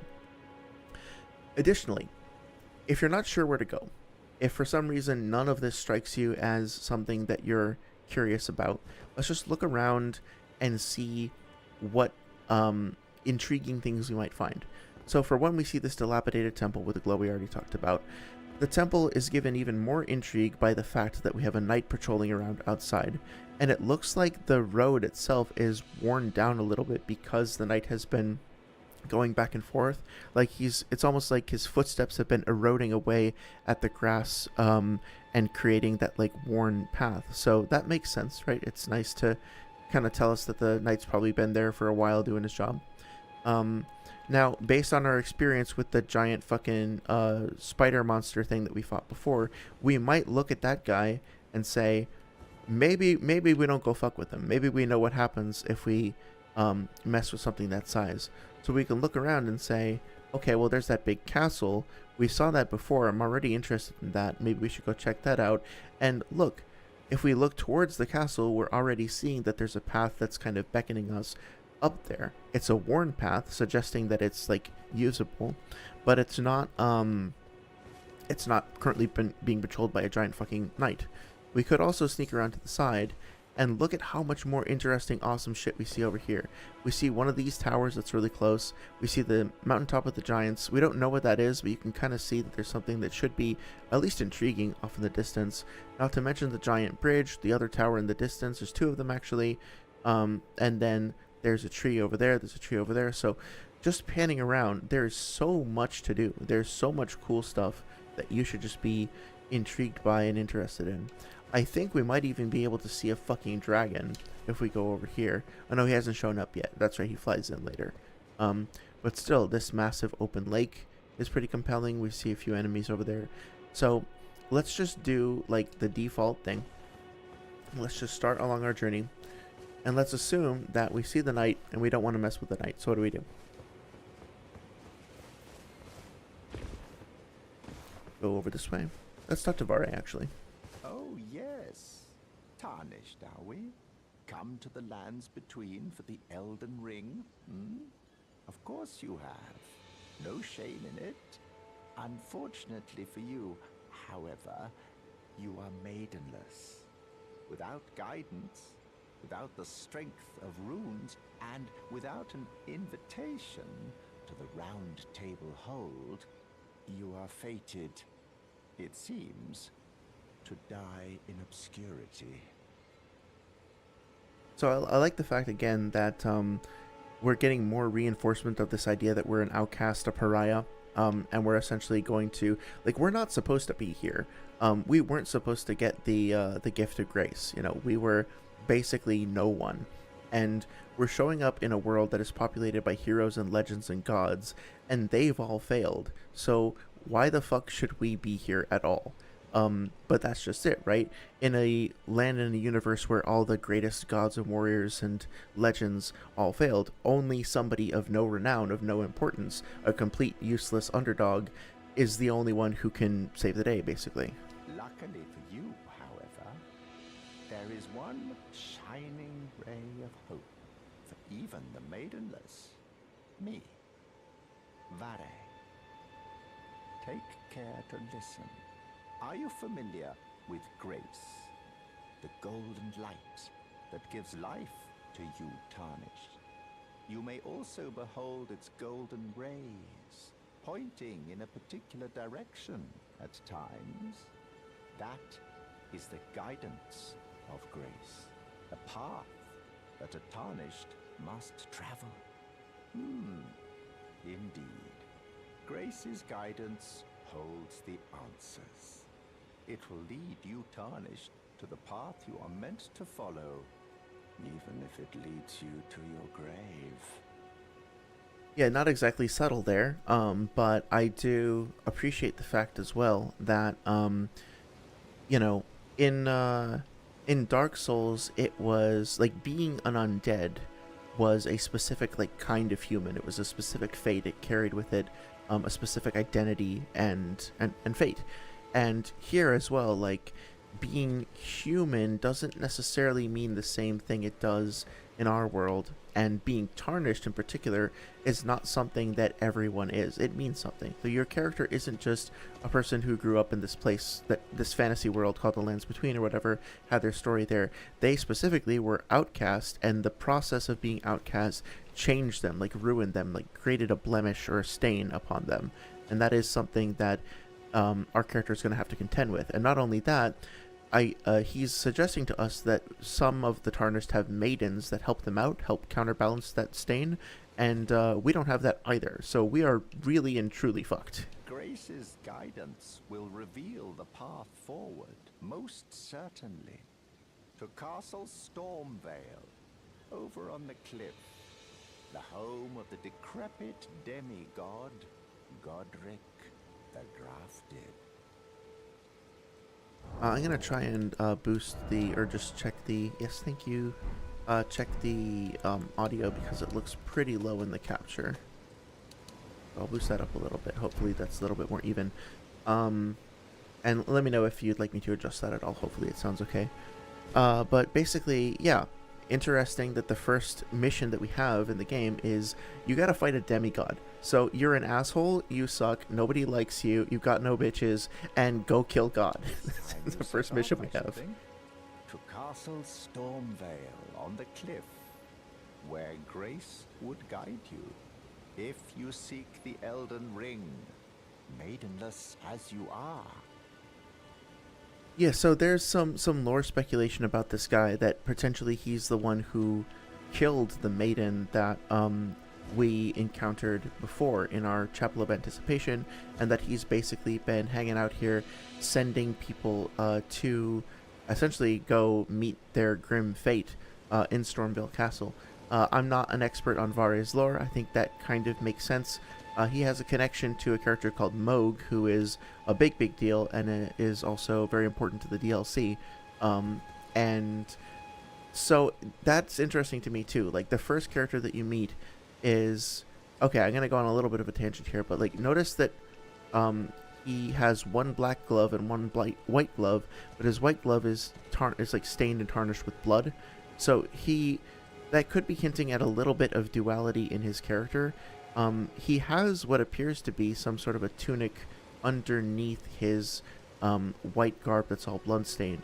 And you later on find out that attire that he's wearing is actually a like physician's garb. It's like a doctor's garb essentially, and that he is associated with characters that go around on battlefields, and the type of medicine they practice is just killing people who are suffering. So it's not great, but you know, there's two sides to him. There's sort of the dark brooding assassin, but then there's also the person who sees himself as maybe dispensing mercy.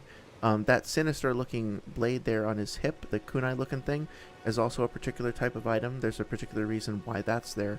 So again, Elden Ring isn't always super subtle with its like world building. This guy's fucking covered in blood and he's creepy and he's rubbing his hands together.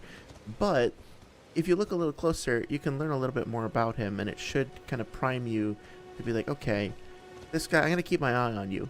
I'll do what you say for now, but there's more to him than meets the eye.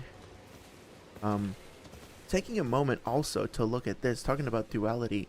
So we just had our shiny item that we got from the little crucifix over there, and I argued a minute ago that means that the game is trying to tell us that the crucifixes are sources of good things, right? And draw our attention to them. Actually, look at what's on there. It's somebody who has like a necklace made of thorns. They appear to be like having some of their limbs chopped off, or their like the foot chopped off. They have it's very subtle, but if you look closely, you can see that there's a moving fire texture. So they're currently on fire, and when it switches to nighttime, you'll notice something about them. Let me switch real quick. Although it's probably almost nighttime anyway.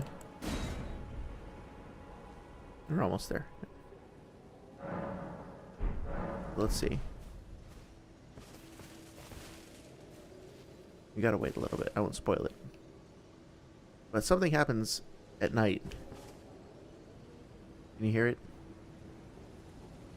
Maybe I have to wait a little bit longer. Where's the oh, there it is. Okay. It might not be till later, actually. I'll have to go see.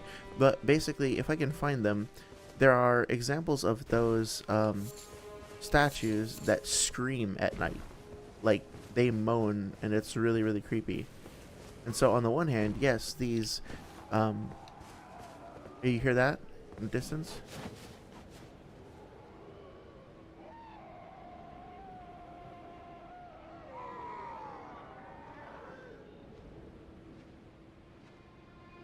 Yeah, that moaning and screaming, I'm not going to jump down there right now because I'm worried about those bats, but there's a whole bunch of those,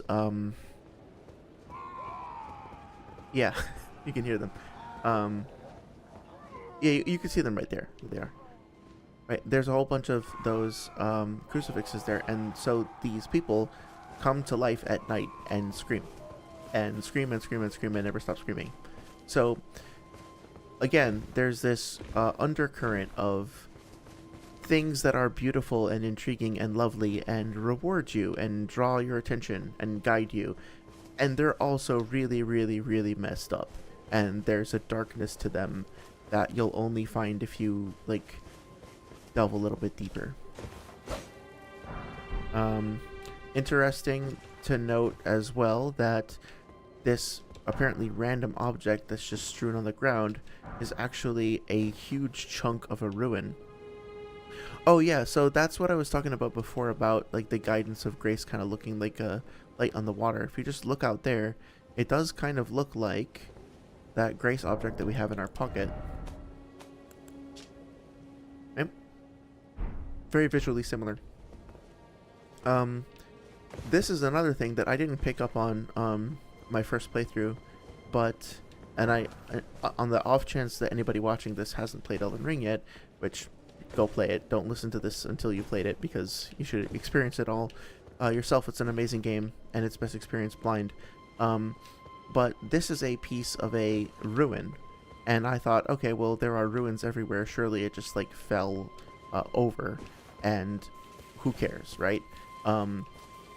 But how exactly did this particular chunk of ruin get here? Are there any other things around here that look like it? Are there any other structures that really fit the architecture and the style of it? I'm not sure about that, right? So worth keeping that in the back of your mind. How exactly did that get there? So now we've come around to the side of the chapel, and we have successfully circumvented a major threat. We get a little reward in the form of a smithing stone, which is great. We get a little introduction into the way we can go about enhancing our weapons, and we get my son over here. It's my son, and Kale, who's our first merchant, and also Santa Claus for some reason. Tarnished. I can see it, but I can also see that you're not after my throat. Then why not purchase a little something? I am Kale, purveyor of fine goods. I am of a nomadic people, selling wares as I travel. The land has been tainted by madness since the shattering of the Elden Ring. It's only tarnished like yourself, who keep things from drying up entirely. Let's say you're a very welcome customer.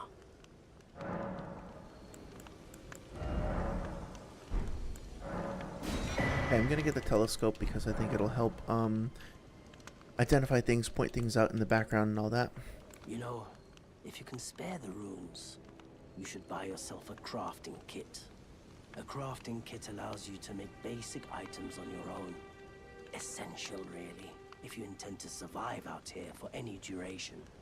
The kit costs a bundle, and I admit I do take my cut. But the important thing is that you survive. Every customer counts, after all.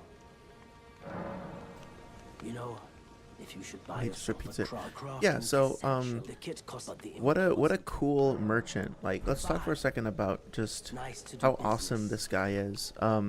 So the mule or whatever he is intriguing, looks fairly grounded and realistic, but also a little fantasy. There's something a little off, a little bit magical about him that I really adore. I love the fact that he's got like that keg on his back. You know, it kind of indicates that the character has a nomadic lifestyle. We actually see that right front and center, which is really cool. Kale himself, you should like. I find his design really unique and really intriguing. I know the joke is he kind of looks like Santa Claus, but more to the point, you know, we have a merchant who is a nomad who supposedly is in this time of essentially famine and poverty, and he's just told us that like his people apparently are persecuted. Like, he implied that by stating that he was surprised that we weren't after his throat.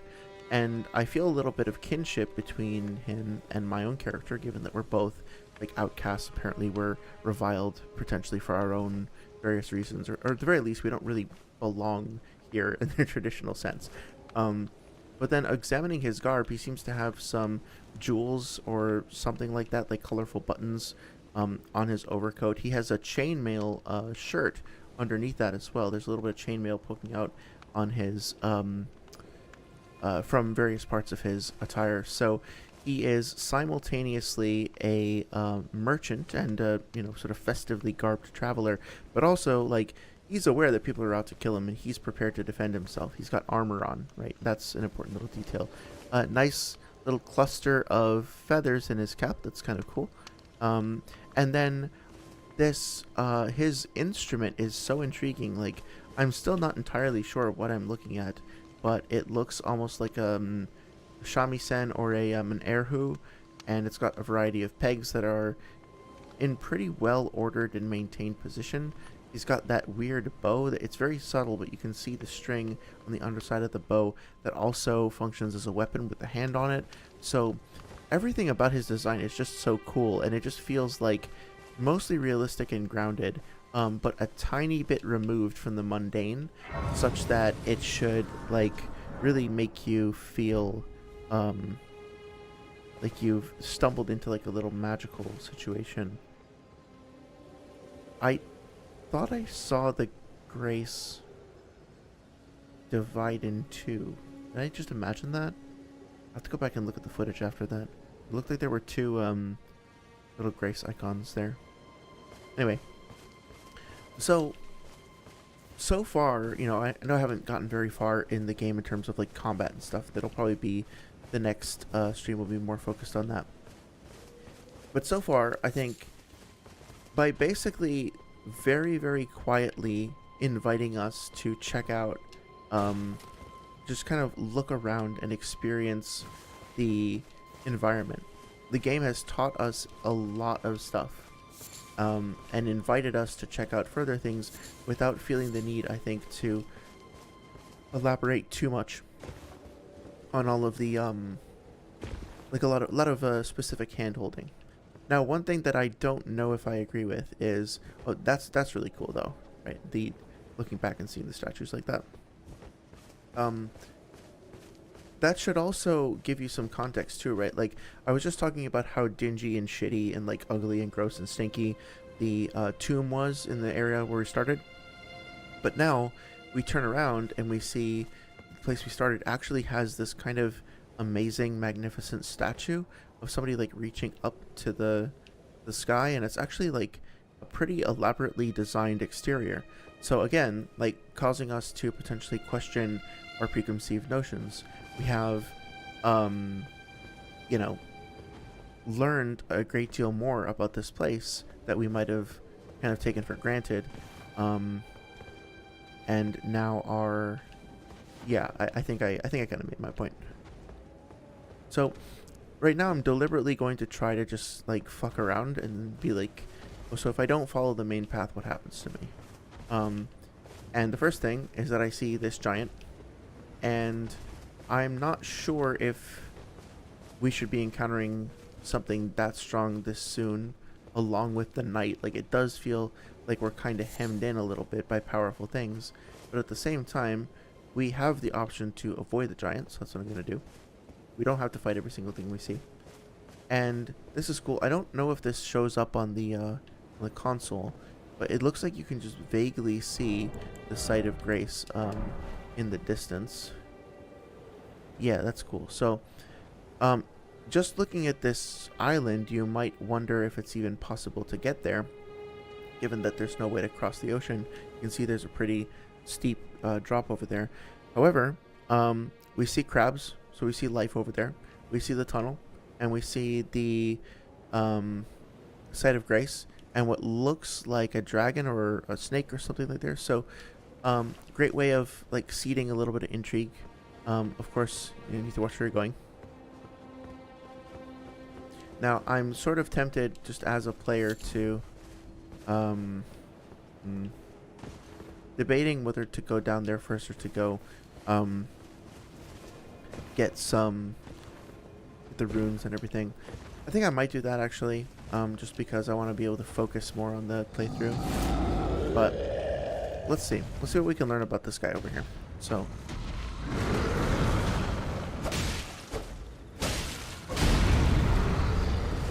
okay, staggered there by the kick. We got a couple of sweeping attacks. Note the big cavity in his chest.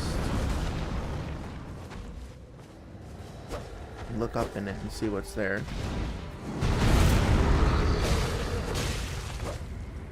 So we're learning that these large creatures are threatening for sure, and they can damage us, but also they're kind of slow and lumbering. Their attacks are very obvious, and even at a low level, if we run away from them, we still have an opportunity to recover. So it's not impossible. It's difficult, but there might be hope if we persist, right? Gotta kind of pay attention.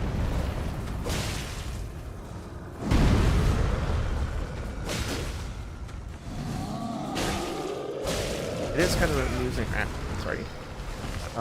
It's kind of funny. I don't know if you noticed, but that roar sound effect that he made, that same roar sound effect is in Dark Souls 2 for sure. They use a lot of the same audio assets over the years. The sound of I'm gonna do his big dash. The sound of the stray demon stomping around / a silent demon stomping around is something that gets used for monster sounds in like pretty much every From Software game. I think it's Slash. So, a new player encountering this enemy over here will probably have an experience that is far less that results in them dying like immediately, right? But we learn about death. We have a nearby grace site, so it's easy enough to go back and get our runes. And we've learned a little bit about these characters, that even though I'm at level 1 or whatever the equivalent is for this character class, I've done no upgrades, I've got no special weapons, that if I stuck with it and I was paying attention, I probably could have taken that guy down, right? Maybe there's a weak point, maybe there's some other technique that I haven't quite uncovered yet. So, yes, you will die, yes, enemies will be difficult to defeat, but at the same time, you will have ample opportunities to try again, and even if they're very daunting, you will be given tools to be able to deal with that, and that'll be revealed to you through the way that the enemies move, through the sounds that they make, through their style of expression, I guess. So that being said, I'm gonna try to actually like play the game. I want to play through like the regular combat encounter, and just see how I feel about it. Pick up a couple things, mess around with different weapons. Going to ignore the knight for now, obviously.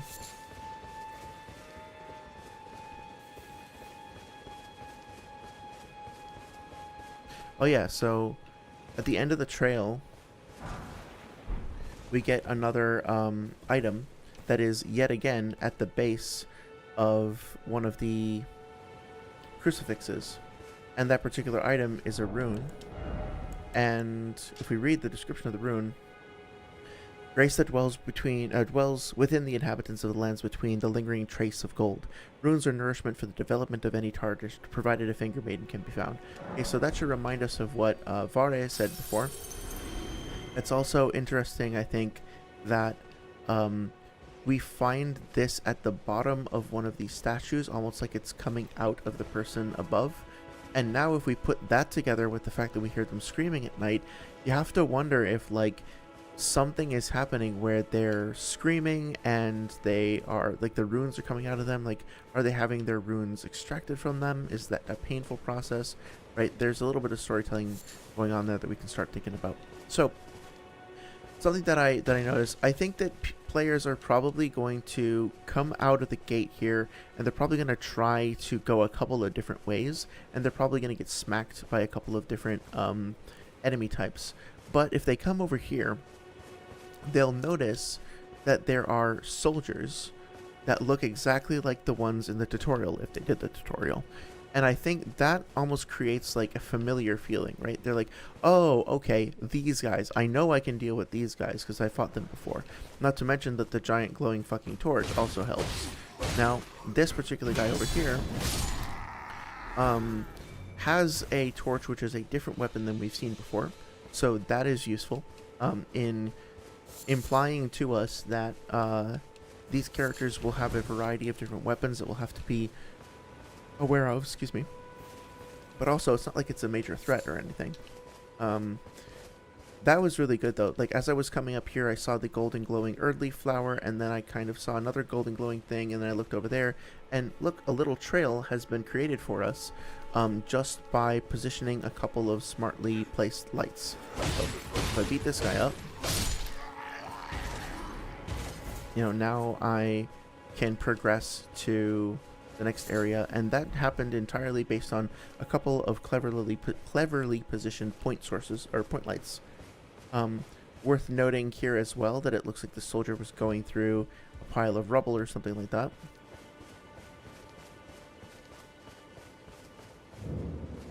Grove side cave. Okay, so we found a little cave. Great. And again, here is our little stake of America. Or no, that's the co-op thing. Now this is cool, right? So far, we have had a relationship with point lights, like little warm glowing lights, that has encouraged us to follow them, to get between places and to find paths delineated by them. And now we're in a slightly different situation where it is pitch black and now we are entirely relying on the lights. But those lights are also leading us directly towards danger. So moving out of the shadows into the light is moving into danger, even though, you know, we might normally associate the light with guidance and reassurance. So if we want to take these guys out, we're going to need to be careful about it. Let's try jumping down and doing a plunging attack. Oh, there's no plunging attack, of course. Okay, I got ambushed from behind. Okay. So... oh, he interrupted my guard break. I was not expecting that, honestly. Okay, I'm gonna die if I don't get out of here. Okay. Let's see. Come on. Usually a good idea to pick off the smaller mobs first.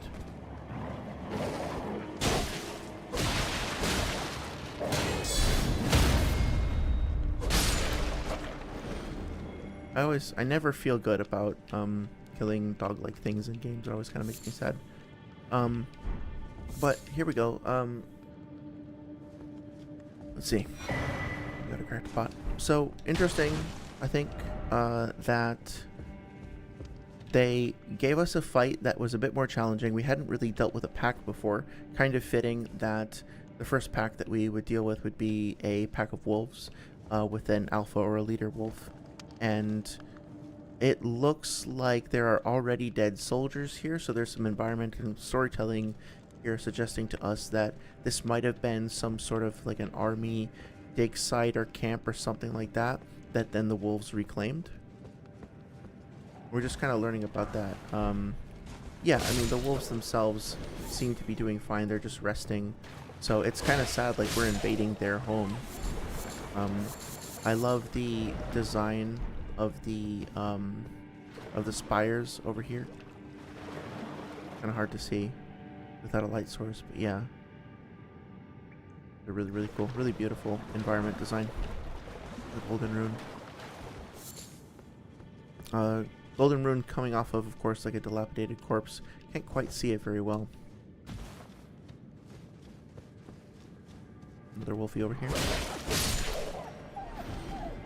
Yeah, this is part of the reason why I turned messages off the first time I played, because it's like, yeah, that's funny the first time, but I'll give it a good rating.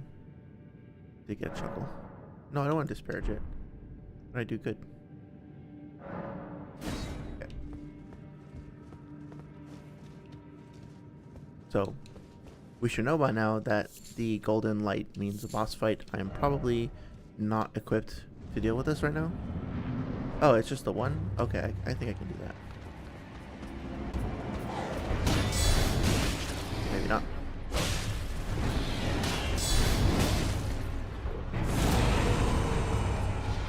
I guess I'll play it safe.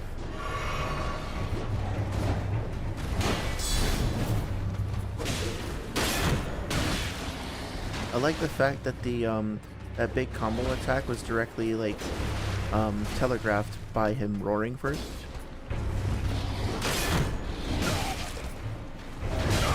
His timing is kind of tricky, and he's got some good combination attacks. Okay, let's see. He's probably not going to win it, but...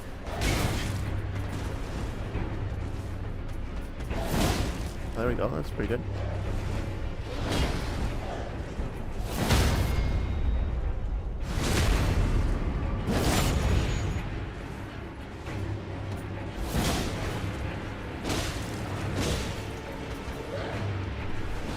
No! So close.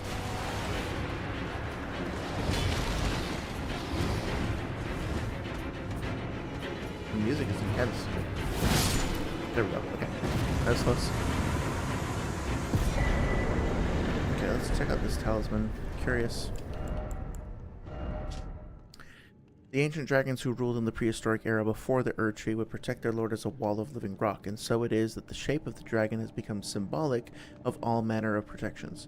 So I love that we're learning a little bit about every little item that you pick up tells you a little bit about the world. I think that's a really important part of what makes this world so compelling.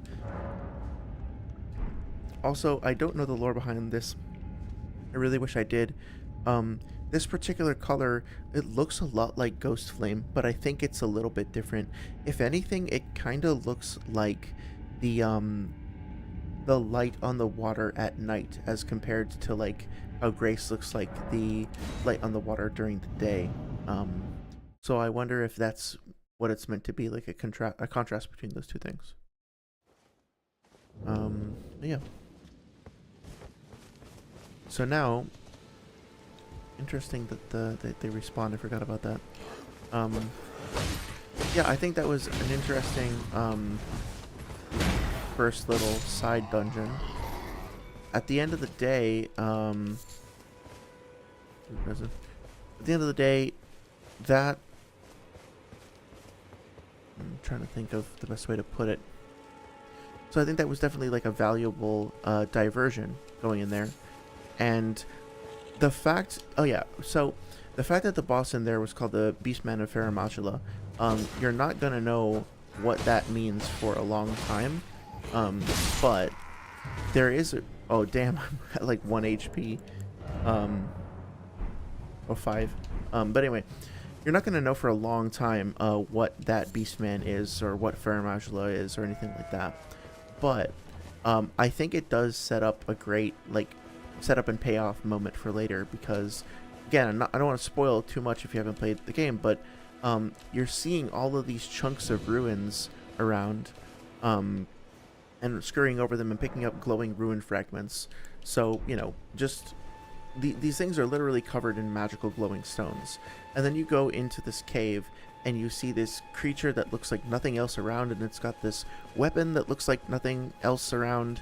Looks like a kind of like a very unique kind of evocative design. And then you're told that it's of Farum Azula, and that also sounds like it definitely doesn't sound like English, right? It sounds like it might be some magical terminology or something. So you later find out that there is a direct connection between Farum Azula and those ruins that you've been hopping around on, and it might be like 100 hours later, literally, but you can eventually make that connection. Oh my god, okay, so that's why that guy was in there. And it now makes sense that the wolves were in there too. Like, there's a reason why that boss was placed there after wolves, right? So, I love the setup and payoff. I also like that we're getting root resin out here. I'm going to check out the description of that real quick.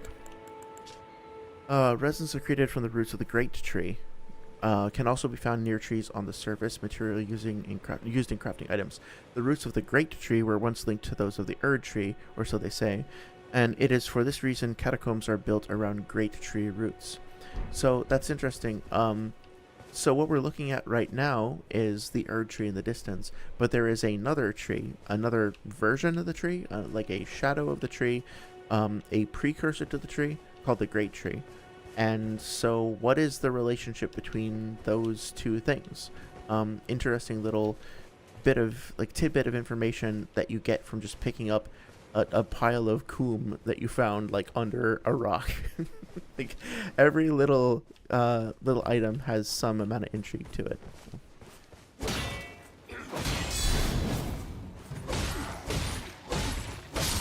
Cool. Yeah, the guard counter, it's not like, I was gonna say it's not as satisfying as the Elden Ring or as the Sekiro parry system, because literally nothing is. Sekiro is probably the best feeling action game, like, that I can think of anyway. Yeah, that being said, it is very, very close. I think a really great addition to the game, or to the, like, franchise, if you want to call it that. But also a little too easy to rely on.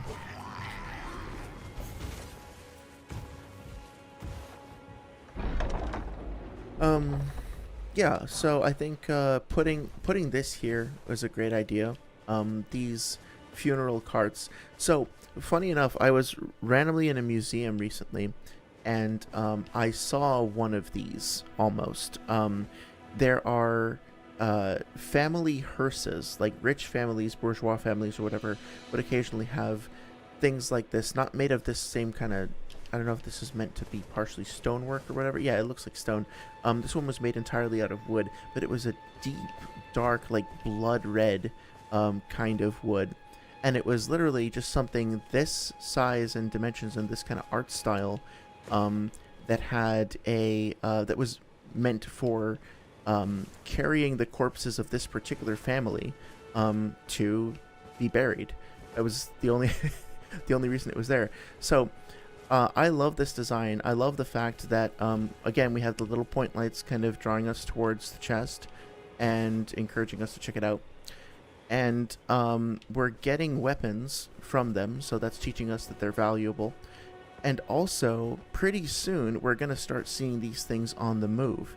And so, now that we've been incentivized to know that there's treasure inside them, I think we're being kind of nudged to take risks with the giants that we'll see later. And that, in turn, encourages us to take risks with large enemies in general. Maybe a stretch here, but now I'm seeing these spear hafts, and I'm wondering... No, they're a bit different, actually. I was going to say I'm wondering if the spear hafts are meant to be like the same as the ones that we used in the catacombs previously, but I think that's a stretch for now. Oh, hey, catching up on chat a little bit. CJEP8 says, I'm loving this commentary, by the way. Thank you. Thank you very much. I really appreciate that. Yeah, this is one of my favorite games of all time, and I recently fell in love as I was going through and listening to a YouTube commentary on it and then going back and checking it out myself with just how much work the developers did and how successful they were, in my opinion, in like kind of subtly and smartly inviting you into the world and giving you so many different things to look at, things to experience. The critique that I've heard from people is that it feels directionless, or that there's nothing intriguing in the game world when you first start. There's no incentive to play, and I'm like, man, literally point in any direction. Like, look at literally anything. I know it's hyperbole, but I really feel like pretty much every detail of the game is lovingly crafted, and whether or not you think it was successful, I want to like highlight the effort that was put in, if that makes sense. Also, I need to put more effort into this encounter, clearly.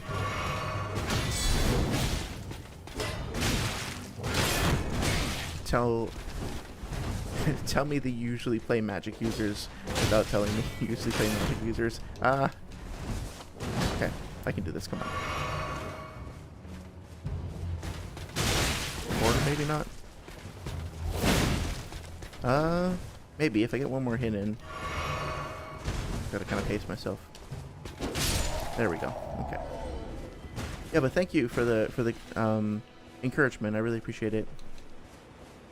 Be curious if you've played through the game, if you played through the DLC at all. Do you have any thoughts about the game? Do you enjoy it? Do you hate it?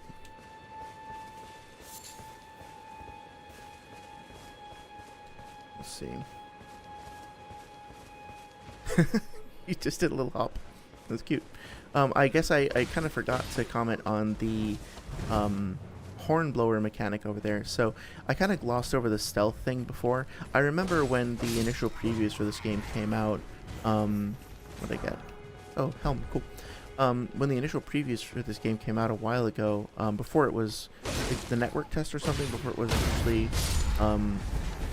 unveiled, the Souls YouTubers were all talking about like how they would use stealth to kind of navigate through this encounter. And that was a big thing. It's like, oh, look at all the different ways that you can approach this. And maybe I'll reset and actually try to do a stealth playthrough of this to kind of emphasize that. But I was like, I think we were like as a community expecting that there were going to be more opportunities to use stealth, and maybe it's just a testament to how satisfying the base like core combat loop is. But I never really used it at all. Like, I thought it was going to be like Sekiro, where there was going to be a strong incentive for it, but I mean, it just never really seemed to come up. So I wonder if that should be considered, if not a failing of the game, then a missed opportunity. Just like, they clearly put in a lot of effort into realizing the mechanics, but then was it actually something that they capitalized on successfully? I don't know. No. One sec. There we go. I was using the That's my mistake. I think I was doing that, and I meant to do this. Cool. CJEP8 says, yeah, play through the main game as still working through the DLC. Oh, yeah, and still working through the DLC. Cool, cool. The DLC is, I think a lot of people have been saying that it is some of From Software's best work, period. I'd be curious if you agree with that so far, based on how far you've played. I definitely... The parts of it that I loved so much that there are some of my favorite parts of Elden Ring overall. And also, I kind of got like Dark Souls 1 vibes, where there were parts of it that just felt so like barren and open and unfinished. And like, what can you do? Like that entire world was extremely difficult to craft. And the areas that succeeded at, like Bellerot and just like, not to spoil anything, just like a lot of the ways that the parts of the open world connect with one another, the secrets and the things that you find gradually, they're really, really good. But then there are other areas that are just like, well, there's nothing here, right? So I don't want to bias you one way or another. I'm not going to spoil anything. We'll be curious to know what you think as you go through it, and whether you feel the way that I do. I think I'm in the minority. You know, pretty much everybody that I've heard talk about the game either says it's the best thing From Software have ever done, or, and I love it, or it's the best thing From Software have, let me try that again. It's the best thing From Software have ever done, but it's too hard, so I hate it. So, which is fair. Like, that, yeah. I don't want to say anything else right now about the DLC specifically, because I don't want, again, like, I don't want to spoil anything. But I'm not like, oh shit, my game stalled out. What the heck? But I'm not like a god tier gamer, in case you haven't already noticed. So I'm not necessarily looking for the hardest time, you know. Oops. I think I'm gonna die. Maybe not. Nope, wrong button.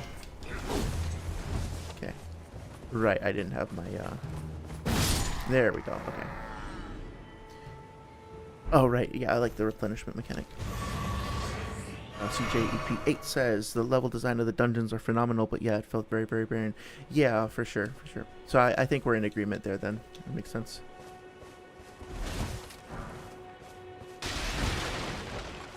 Yeah, the first major dungeon I think is probably my favorite. Just the way that it, again, like the way that it kind of invites you in and then elaborates on its, or what's the best way to put it? Like, it gives you a pretty nice initial view of what you're in for, and then gradually but steadily expands upon that and keeps you guessing and keeps like growing further and further. Hopefully I'm explaining that correctly.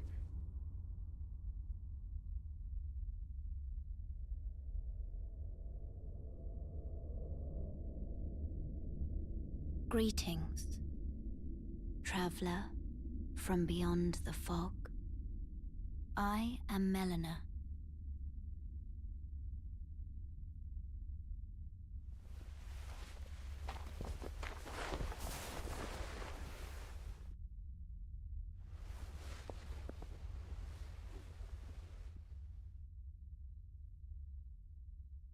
I offer you an accord.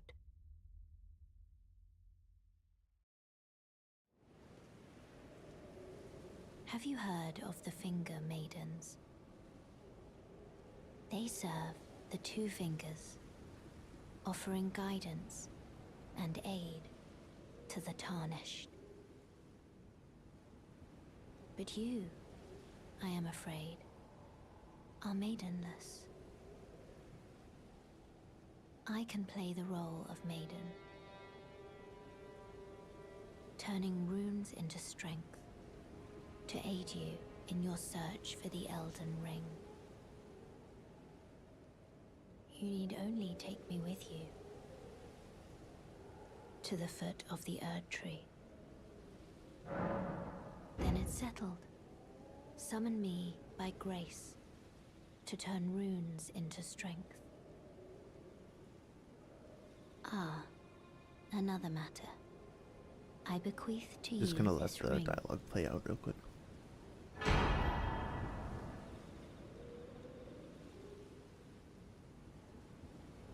will summon a spectral steed named Torrent. Torrent has chosen you. Treat him with respect. Cool. Yeah, I have a lot to say about that little cutscene.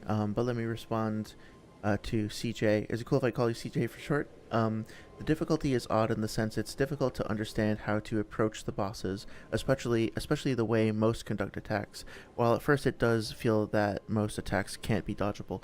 Yeah, their attack strings are just so long and elaborate sometimes, like their combos just go on and on and on and on, that it feels like the amount of time that you have to spend waiting for an opportunity to get something in versus like is vastly out of proportion to the amount of time that you can actually be a proactive player and respond to things. I think in Sekiro, for some reason, like parrying in Sekiro feels more like an active mechanic than dodge rolling in Elden Ring to me. It feels like you're like more proactively engaging with the system when you're actively looking for opportunities to parry.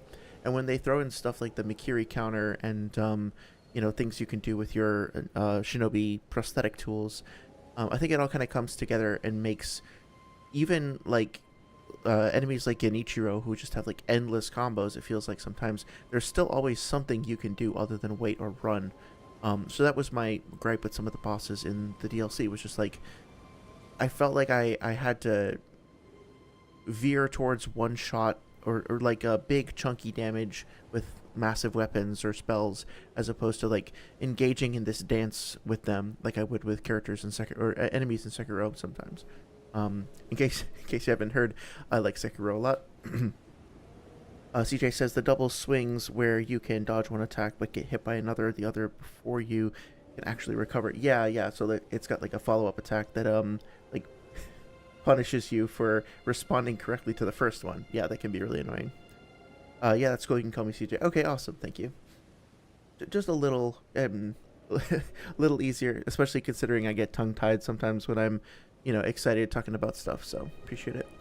I'm a huge fan of Sekiro, and I feel it's FromSoft's best work, but I do love Elden Ring in another way. I think I feel the same way. I feel like Sekiro is just, when it comes to combat design and mechanics and the relationship that you have with the game in terms of your ability to interact with the world, it feels so satisfying, so responsive, so engaging, so rewarding in a way that's very difficult to replicate in any other game, including other From Software games. Hello, quick moving shadows. But at the same time, the world of Elden Ring, the lore, the artistry, the like just the emotional tone that you feel when existing in this world is like, it draws me in a way that very few other games do, including Sekiro. Sekiro does have a beautiful tone as well, and a compelling world, especially if you know even like a tiny bit about Japanese mythology and history, understanding where some of the references have come from. It really makes it feel like, in the same way that like in Naruto, stuff like the Amaterasu and Jiraiya and Tsunade and stuff like that and Orochimaru, Susanoo are references to things in Japanese mythology, although they're a little bit more liberally taken, I suppose. Like Amaterasu being the sun goddess, she's not like a flame projectile that you use in combat. But Sekiro does stuff like that too, where it feels a little bit more grounded, I guess. And it's cool to go and learn like what the origins of some of those things are. It kind of just fills out the world, and it makes you appreciate what they've done using that stuff as a baseline, as a source of inspiration, I guess. In the same way that like Bloodborne takes Lovecraft and Mary Shelley and whatnot as its inspirations and then runs with it. And Bloodborne is a fucking masterpiece, just like hands down. But yeah, so back when we encountered Melina over here earlier on, we I noticed that she was wearing a ring, and I said, I wonder if that ring is going to be useful later. Shall I turn your runes to strength? Actually put a pin in that real Let my quick. hand rest upon you. For but a moment, share them with me. Your thoughts, So I'm just gonna go with Your bigger for now. ambitions, the Maybe principles strength. you would follow. How do I? There we go. So this I really love. The way that you empower yourself is usually in these games you're connecting with some like a female person who is taking in the energy that you are giving them and purifying it or altering it in some way that then makes it usable for you. So in Demon Souls, you had the Maiden in Black who was a demon herself, and she was using the demonic power inside her to then transfer demonic power to you. In Bloodborne, the doll was... this is debatable. There's a whole lore, like multiple lore theories, but basically she was like taking the blood that you gave her, and she was like filtering out the impurities and like bad stuff in it, and then giving it back to you in a more empowered form.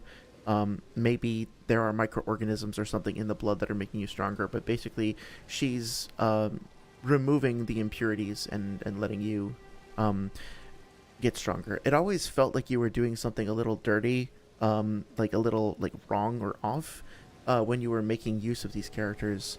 Not to mention like the fire keepers in Dark Souls 1, like Anastasia, who had her tongue cut out and shit. That there's always a very heavy cost to pay for the power that you're getting, and oftentimes you're just like taking advantage of somebody else who was like, oh, this person wants to sacrifice themselves and wants to like have their soul tainted. Cool, I guess I'll just benefit from that, right? It's always been a little weird. But here, maybe that's going on with Melina. We could talk about like what might be the lore behind her and why she's doing this. But it looks so tender. It looks so friendly, and it's warm, and you see like the radiating, little sparkles of grace coming out of your hands. There's a very kind of slow and deliberate reaching and joining of hands together, as opposed to like kneeling down or anything like that. It feels like genuine companionship in a way that maybe it hasn't in the past. Now, maybe there's some big reveal later on that this is just as fucked up, but at the moment, it feels a little bit more reassuring. And it's nice that we see like the sparkling golden motes on the Grace Phantom or whatever that thing is, and then we see that same visual motif on the handshake. Just kind of helps like connect those two things visually. So I'll hit confirm, see what happens. Also interesting to note her dialogue. I forget exactly what it does. Oh, let's just listen again. Shall I turn your runes to strength? Turn runes to strength. Let my hand rest upon you. For but a moment, share them with me. Your thoughts, your ambitions, the principles you would follow. So share them with me, right? This is you're not just like willing your own strength into existence. You have to share. You have to like open up and share part of yourself with this other person in sort of a vulnerable way. And just my interpretation anyway. And then specifically like not just strength, but your ambitions and your principles. So when we learn more about the Elden Ring itself, I still don't know what the fuck the Elden Ring actually is. I mean, I kind of do. Like, I've kind of figured it out from bits and pieces, but I can't really explain it very easily. Now, maybe that's just my own like lack of imagination or whatever, but I think that's kind of the point. It's kind of a lot of different things simultaneously like wrapped up into one, and one of those things is ideas, principles, and rules.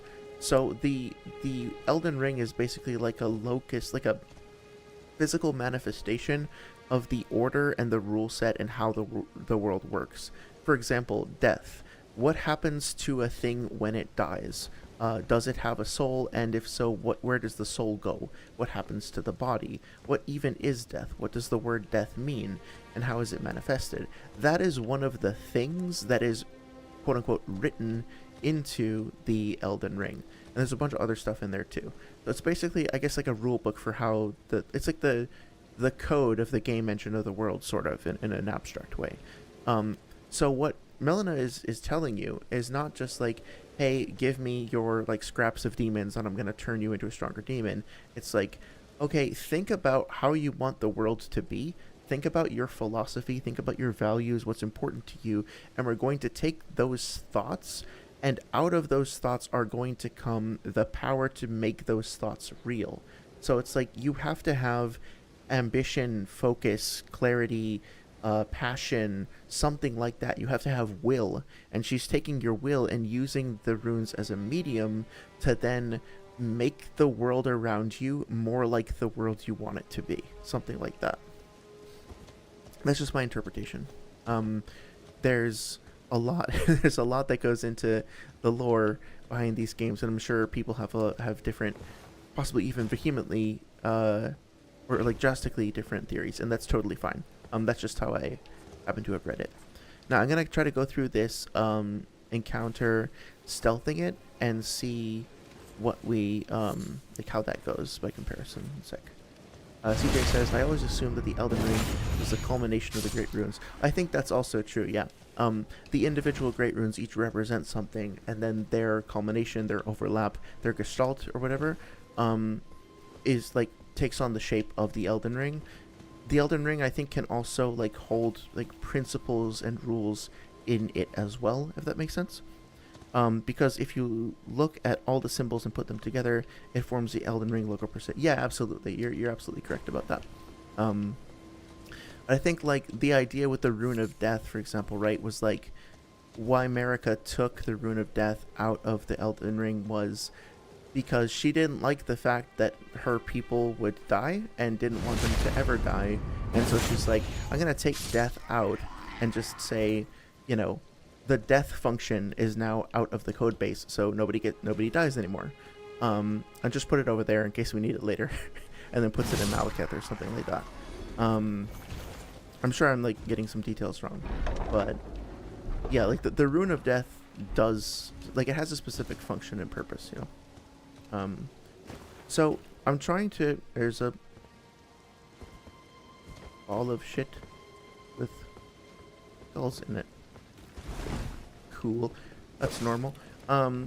So I'm trying to evaluate like how well this works as like a stealth encounter. So let's imagine that we are playing like Metal Gear Solid 5 or something, and we don't we want to try to be as unloud as possible. So I'm getting some really bad stuttering. Gotta fix that later. My options as a player are what? I see a couple enemies patrolling the main path.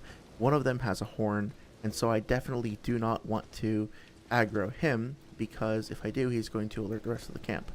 However, the other major threat is this character, who is obviously like a superior knight, both visually and like in terms of combat stats or whatever.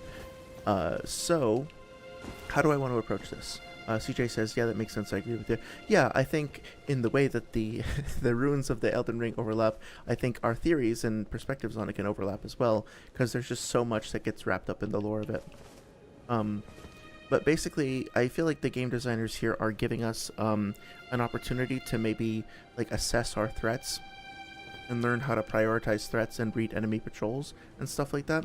So those two characters are nearby one another, and so they represent a difficult, like, combat puzzle. If you go for the strong one, he'll mow you down, and the other one will notice. If you go for the loud one, then the strong one might notice and come for you too. So, I guess one thing we can do is we can back off for a second, survey our options, pick off the guys on the sidelines. Notice that these guys are kind of idle. They're not really doing a whole bunch. That other one just turned his back, and so if we wait for the horn guy, we look for an opportunity. Let's see if there's a vulnerability in his patrol. The other one looks like he's far enough away so that if we sneak up behind him, we might just be able to get him. And yes, okay. So there is actually an incentive for stealth. It's pretty heavily rewarded if you implement it correctly. This guy is resting, so there's an opportunity to take him out.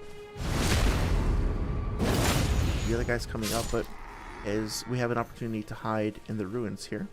There's a nice little path to conceal ourselves. And then here we have, that's actually a nice little moment. We had the guy draw his weapon to indicate that he was suspicious of us and do a little, like, vocal thing, like a little grunt to indicate he was suspicious, but he wasn't sure. Now, obviously, the AIs in this game are not super brilliant. Like, you could argue that it's because they're quote-unquote undead or whatever. But, you know, they're not going to have the intelligence of something like, you know, your Metal Gear Solid enemies or whatnot. The MGS5 enemies. Or what are some other examples of games with like really amazing enemy AI? I think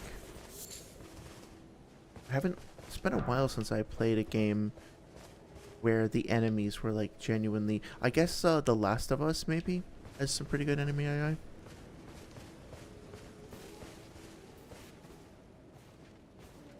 We can sneak up behind this guy.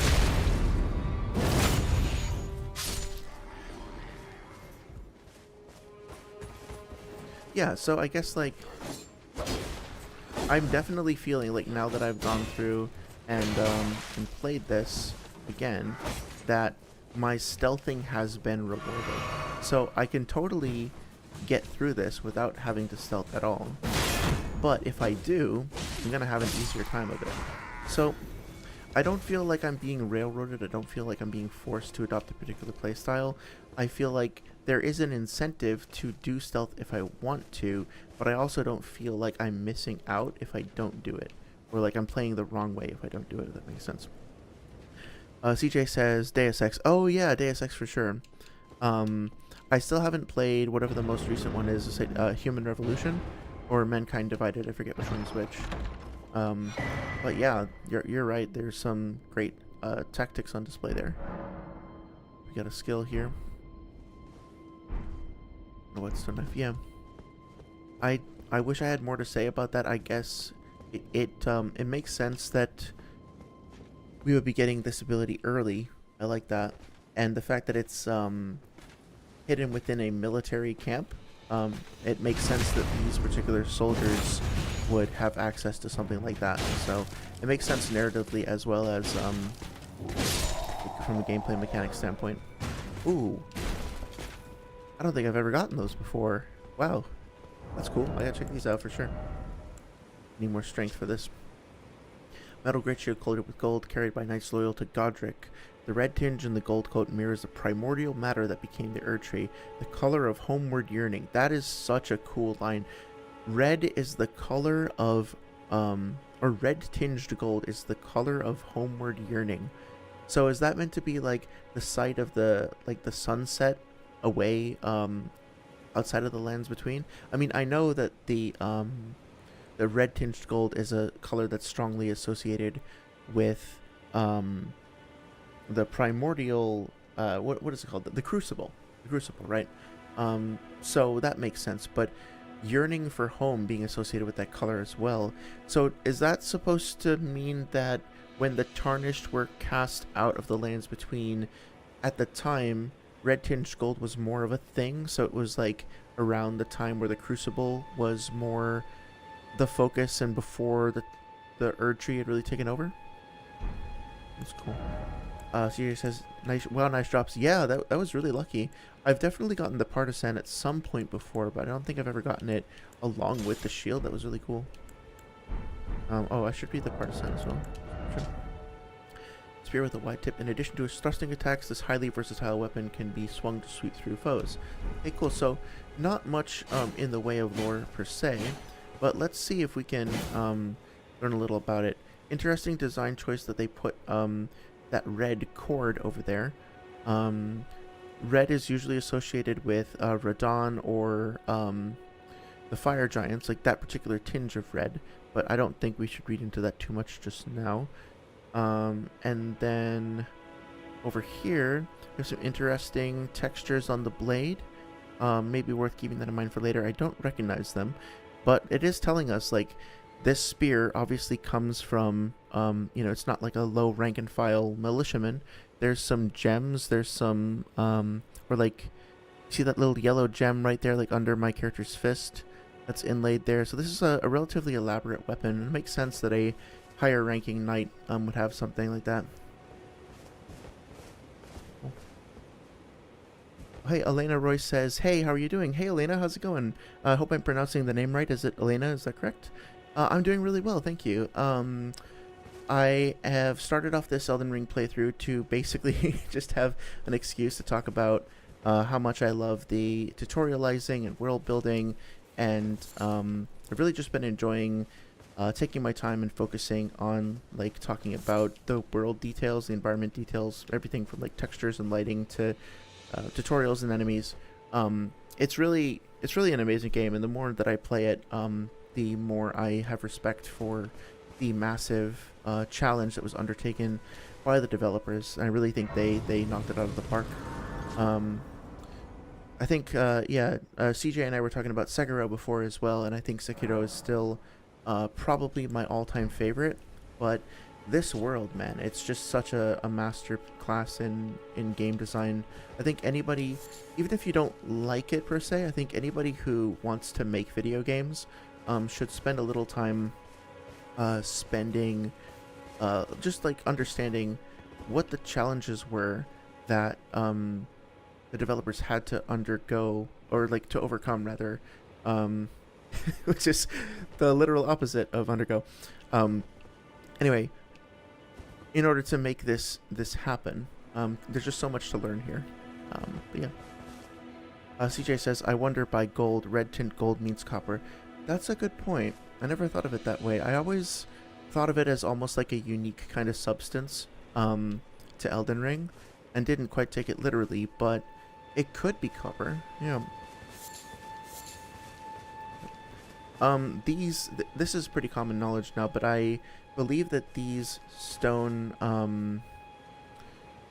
there are monuments like this in the real world that inspire this. I want to say they're in Norway or Sweden. So I love how, you know, From Software will reach for real world inspirations, like the salt caves. There's these salt mines, salt caves or whatnot that inspire the crystal caves from Dark Souls 1. I think it was it Angkor Wat that inspired the demon ruins. I used to live in Milan in Italy, and I used to live right nearby the Duomo, which is the like big cathedral church in the middle of the town. I can't believe this. I'll never live this down, but I lived there for years, and I never realized that Anor Londo was based off of the fucking Duomo in Milan, and I had to have it spelled out for me by somebody else before I realized it. So just so you know, it can take me a minute to figure things out, but when I do, I'm very impressed. Godric the Golden, humiliated, having tasted defeat by the blade of Mikola, now on his knees begging for mercy. So, interesting that we've heard Godric referred to as the Grafted before, and now we're hearing Godric referred to as the Golden, and being humiliated and begging for mercy. So, this castle that we're going to, the big major objective that was given to us by the first semi-friendly NPC in the game, the first person that we're going to meet of huge significance was begging for mercy and groveling and was humiliated. So we're seeing imagery of gold, and then we're seeing that imagery be humiliated, and we're I almost feel like our Tarnished has a little bit of a kinship with Godric, because we're also like this lowly wretch of no renown who just kind of stumbled in here, and now the big bad that we're supposed to fight is also someone who's clearly fallen from grace, who's clearly had a rough time of it. So this is not going to be a clash of great heroes or anything. This is going to be like two losers basically having a slap fight. Oh boy. So interesting to note about these guys, I think they're wearing the same like military colors. Oh no, they're not. So these are cell swords that are not part of the main like regiment that Godric uses.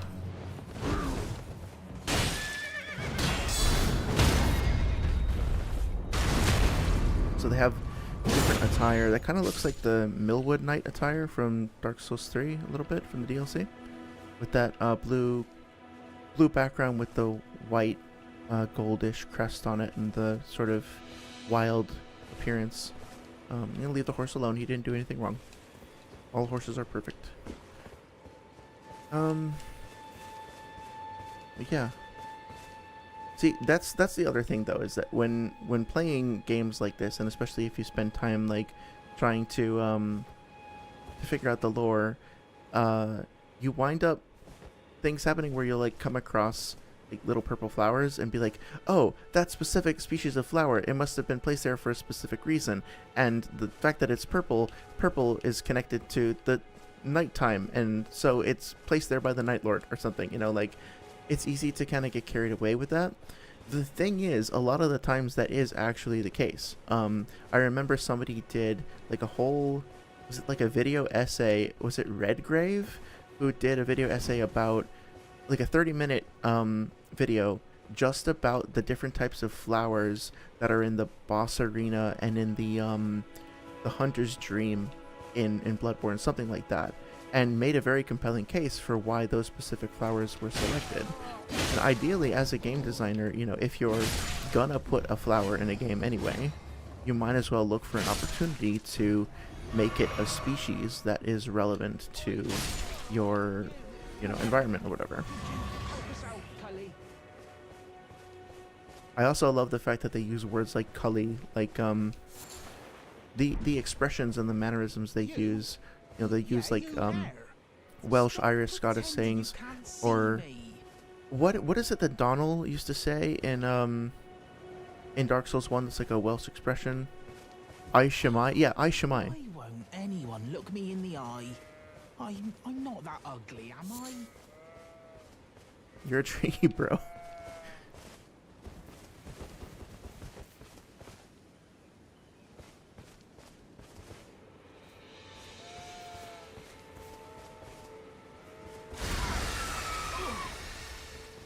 What'd you go and do that for? So this is something I still don't know what to make of. Obviously there are creatures and enemies that will transform. It's kind of amusing that when he transformed out of being a tree into his demi-human form, you heard a scream in the background with the puff of smoke. And I think that it's the same scream that plays when the demi-humans jump out of puffs of smoke as well, like the enemy versions do. And so interesting that they would choose that particular sound effect, because it's like something that's pretty alarming. But I guess it makes sense. It's just like a shared sound that the beastmen or demi-humans use. Yeah, I love this guy. He's so great. But I was trying to figure out, like, is there a particular reason why they're teaching us about like transformation and mimicry so early? There aren't that many things in the almost hit the attack button. There aren't that many things in the game that use it, apart from like a couple enemies that turn into bears or lions or whatever. So I'm honestly not sure about that one. Maybe it's trying to hint at like Marika's duplicity, because we find the is it the Mimic's Veil or whatever? We find it pretty early on, but I think that's probably, I just blame everything on Marika. It doesn't seem entirely fair. Oh, yes. CJ says it took me 20 minutes to find him. Yeah, I missed him on my first playthrough, actually. It was really sad. You were just breaking the spell, weren't you? Thank you. The name's Bok. I was pushed out of the cave. Told not to come back. Not ever. Then I ended up as a tree. Lucky you came along, really. Oh, what a shame. When they threw me out of the cave, they took everything I owned. And so this is all I have to express my thanks. I hope you can forgive me. Or if you can afford to wait for a while, I could sneak back into the cave and bring back something of actual value. Then I'd be of some real use to you, I reckon. That's very nice of him. Right, but I'll need a moment. I'm frightened of them, so I have to gather myself. My knees start knocking, just thinking about that god-awful cave on the shore. Yeah, I mean, I love this. Oh, he has a little tail. I never noticed that before. I guess I should have. But yeah, it's cool. So like previously, we saw that cave down on the little island, or we at least saw like what looked like a cave entrance of the little island. And I think, if you happened to see that and you had the same reaction I did, you would have been curious and be like, oh yeah, let's go check that out. But then there's that giant in the way, and the giant is like slightly discouraging. Not that it makes you depressed or whatever. It's just like it's suggesting to you that maybe you're not ready for this. And it's kind of easy, especially if you don't have like quest markers or whatever, to forget about something like that. So the fact that now we have Bach referencing the same cave, I personally, as much as I enjoy just like exploring things on my own, I also now feel a personal emotional connection to this character, which is going to vary from person to person. Like your emotional connection to a character is going to depend on your own like feelings and all that, of course. But I think for most people, they're going to probably find Bach endearing and now have an emotional incentive to go, in addition to just like the desire for exploration.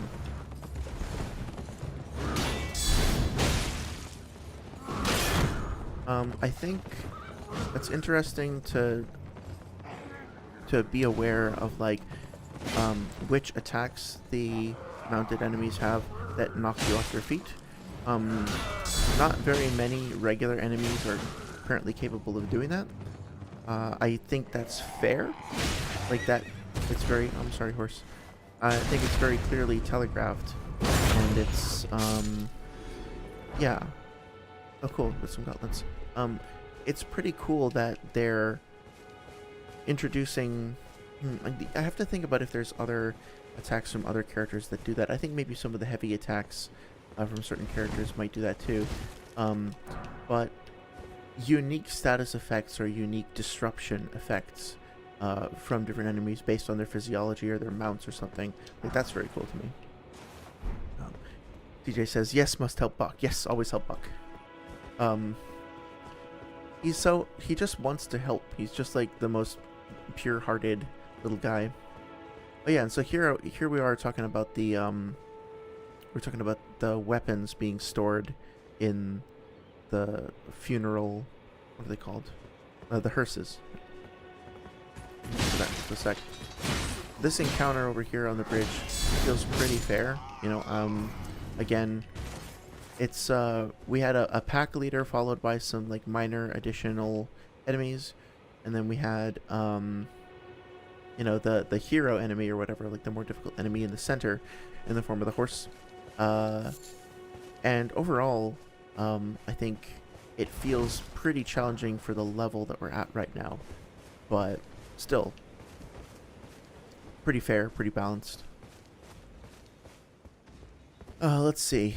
So when I first saw the trailer for the game, like first promotional materials, this encounter here was or like these enemies were the first thing that I wanted to see. I love their design so much, and I really wanted to know what they were doing, where they were going, and just to exist and interact with them. And I will say that I'm simultaneously really happy and also sort of disappointed with how it turned out. And I think this will probably be the last thing that I talk about tonight, and then I'll wrap it up. So let me know if you have any last minute questions or comments or anything. I'm more than happy to divert for a second if you like. Otherwise, I'll just, add my finishing thoughts on these guys over here. So, the first thing to note is that the stakes through their... First thing to note is actually this guy over here. Is that they have these stakes through their chests, and obviously this is a big... prominent thing that everybody will notice. Now, what you might not notice the first time you play through is that there is actually a tangle of roots inside them, and then in addition to that, there is what looks to be like a gravestone or something that's right in the middle there. Now, I'm not sure if the community has figured out exactly what those things are. My view is that they look a lot like the gravestones that what's her name? Not Renala uses to resurrect her little sweetings, the little children in her boss fight, and she can apparently turn people into those things and like store their souls in them. So again, I don't have a perfect explanation of this, but we know that those things can be used to store souls or to resurrect people, and not only are they in all of the giants' chests, but or the trolls rather. These are trolls, not giants.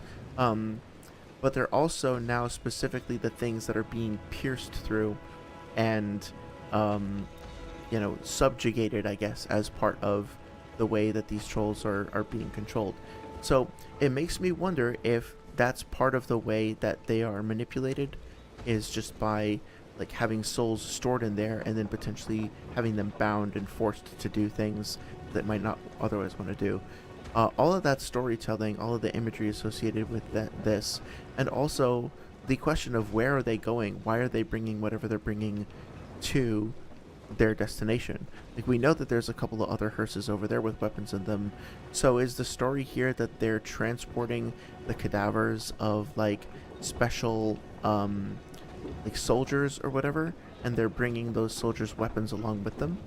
That would make sense about like grafting. Like Godric wants to graft powerful things, so could it be that the trolls here are taking like heroes and champions that they've pilfered from graves along with their weapons and then bringing them up to Godric? So the art here, the sounds, the design, the trolls themselves, the imagery, everything about this is just magnificent. I fucking love it. The slightly disappointing part is like actually engaging with them though, because they just kind of like stomp, and then if you poke them, they will like stomp each other, and very quickly it's very easy to break this encounter. Now you can argue that that's like thematically on point because, they are essentially enslaved or something like that, so they're not going to be very intelligent. But it sometimes, I think, From Software have such a strong, I'm doing terribly at this, by the way, that From Software have such a strong like artistic vision and direction that it can be difficult, through no fault of their own, to match it with their with the implementation of the gameplay, right? Like, if this were in a TV show or something, you can imagine the giants, like, or the trolls, like maybe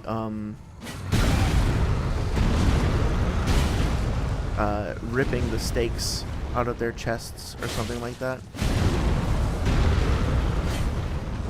and using them as weapons, like using the chains as weapons or something like that.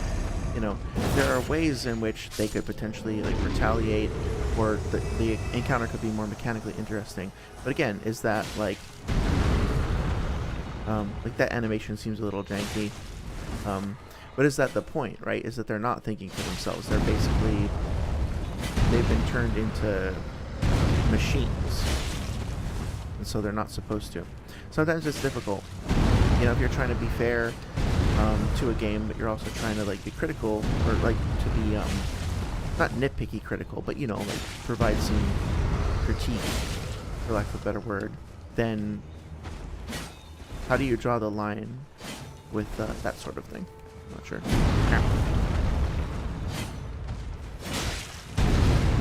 I do like the fact that like you're kind of incentivized. I'm going to die. I feel like you're kind of incentivized to not rely too heavily on lock-on for stuff like this, which is great. So yeah, so I love their story, I love their design, I love the emotions that they like conjure up as they're stomping through the area on their patrol. Let me take a look at the description here. I'll respond to those comments, and then I think I'm gonna conclude for the evening. Great axe akin to a huge lump of iron, Berserk reference, recognized as the weapon of choice of Badland chieftains. Too heavy to be wielded by those of merely ordinary strength, blows from this axe will flatten enemies, and the force of its charge attack is a sight to behold. Barbaric Roar, let loose a bestial roar to rally the spirit and increase attack power, while active strong attacks change to savage combo attacks.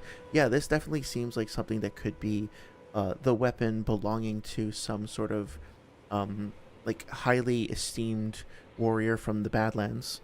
And the reason why it's being brought up to Stormvale could be because Godric wants it for crafting. I think that would fit the narrative. Not entirely sure though.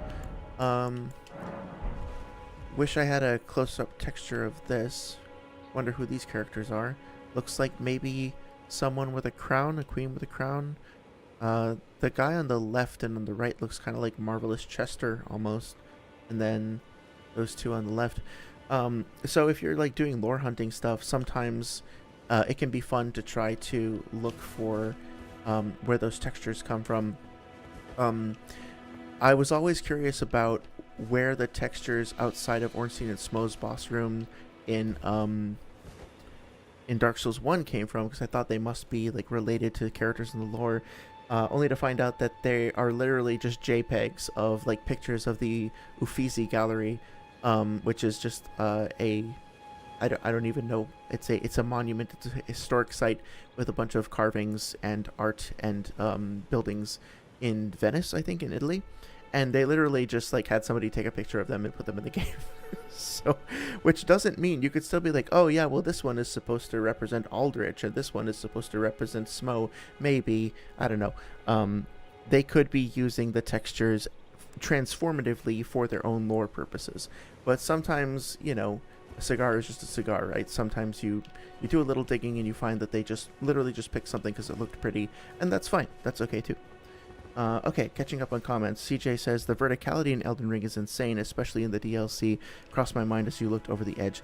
Yeah, absolutely. I mean, like, look here, right? We were coming over the bridge, and we were engaging with enemies that were sort of directly in front of us on a flat plane. And then right up there, you see another one of those, like, crucifixes, which we've been trained to look for. And there's an enemy, like, scouting, looking at us right there.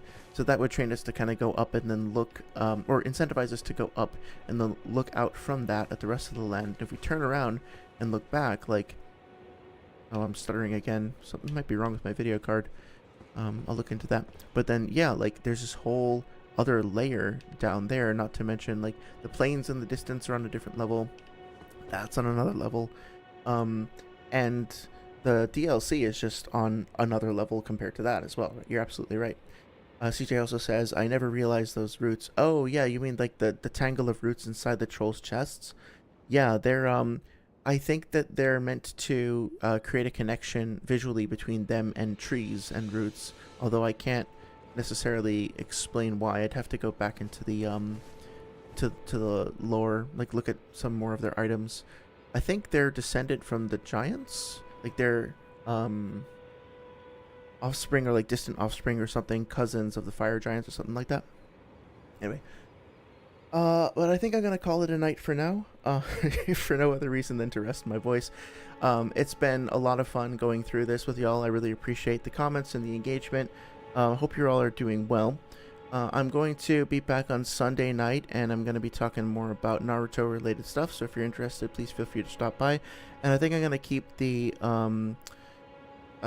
streams going, as Thursdays are going to be gaming related and then Sundays are going to be gaming related. Probably going to keep going with Elden Ring for a little bit, at least until we get through the through to the first boss, and then see from there. Always open to suggestions for other games to check out. I think Sekiro is also going to be on my list as well. I want to just have an excuse to rant publicly about how awesome the combat in that game is. And I figure there's some overlap with Naruto, like mythology and all that stuff, so might be fun to check that out soon too. But yeah, any feedback, any comments, questions, suggestions, I'm more than happy to hear them. Please feel free to leave a comment. I think that's it. Thank you again. Thank you very much for your time, and have a great week.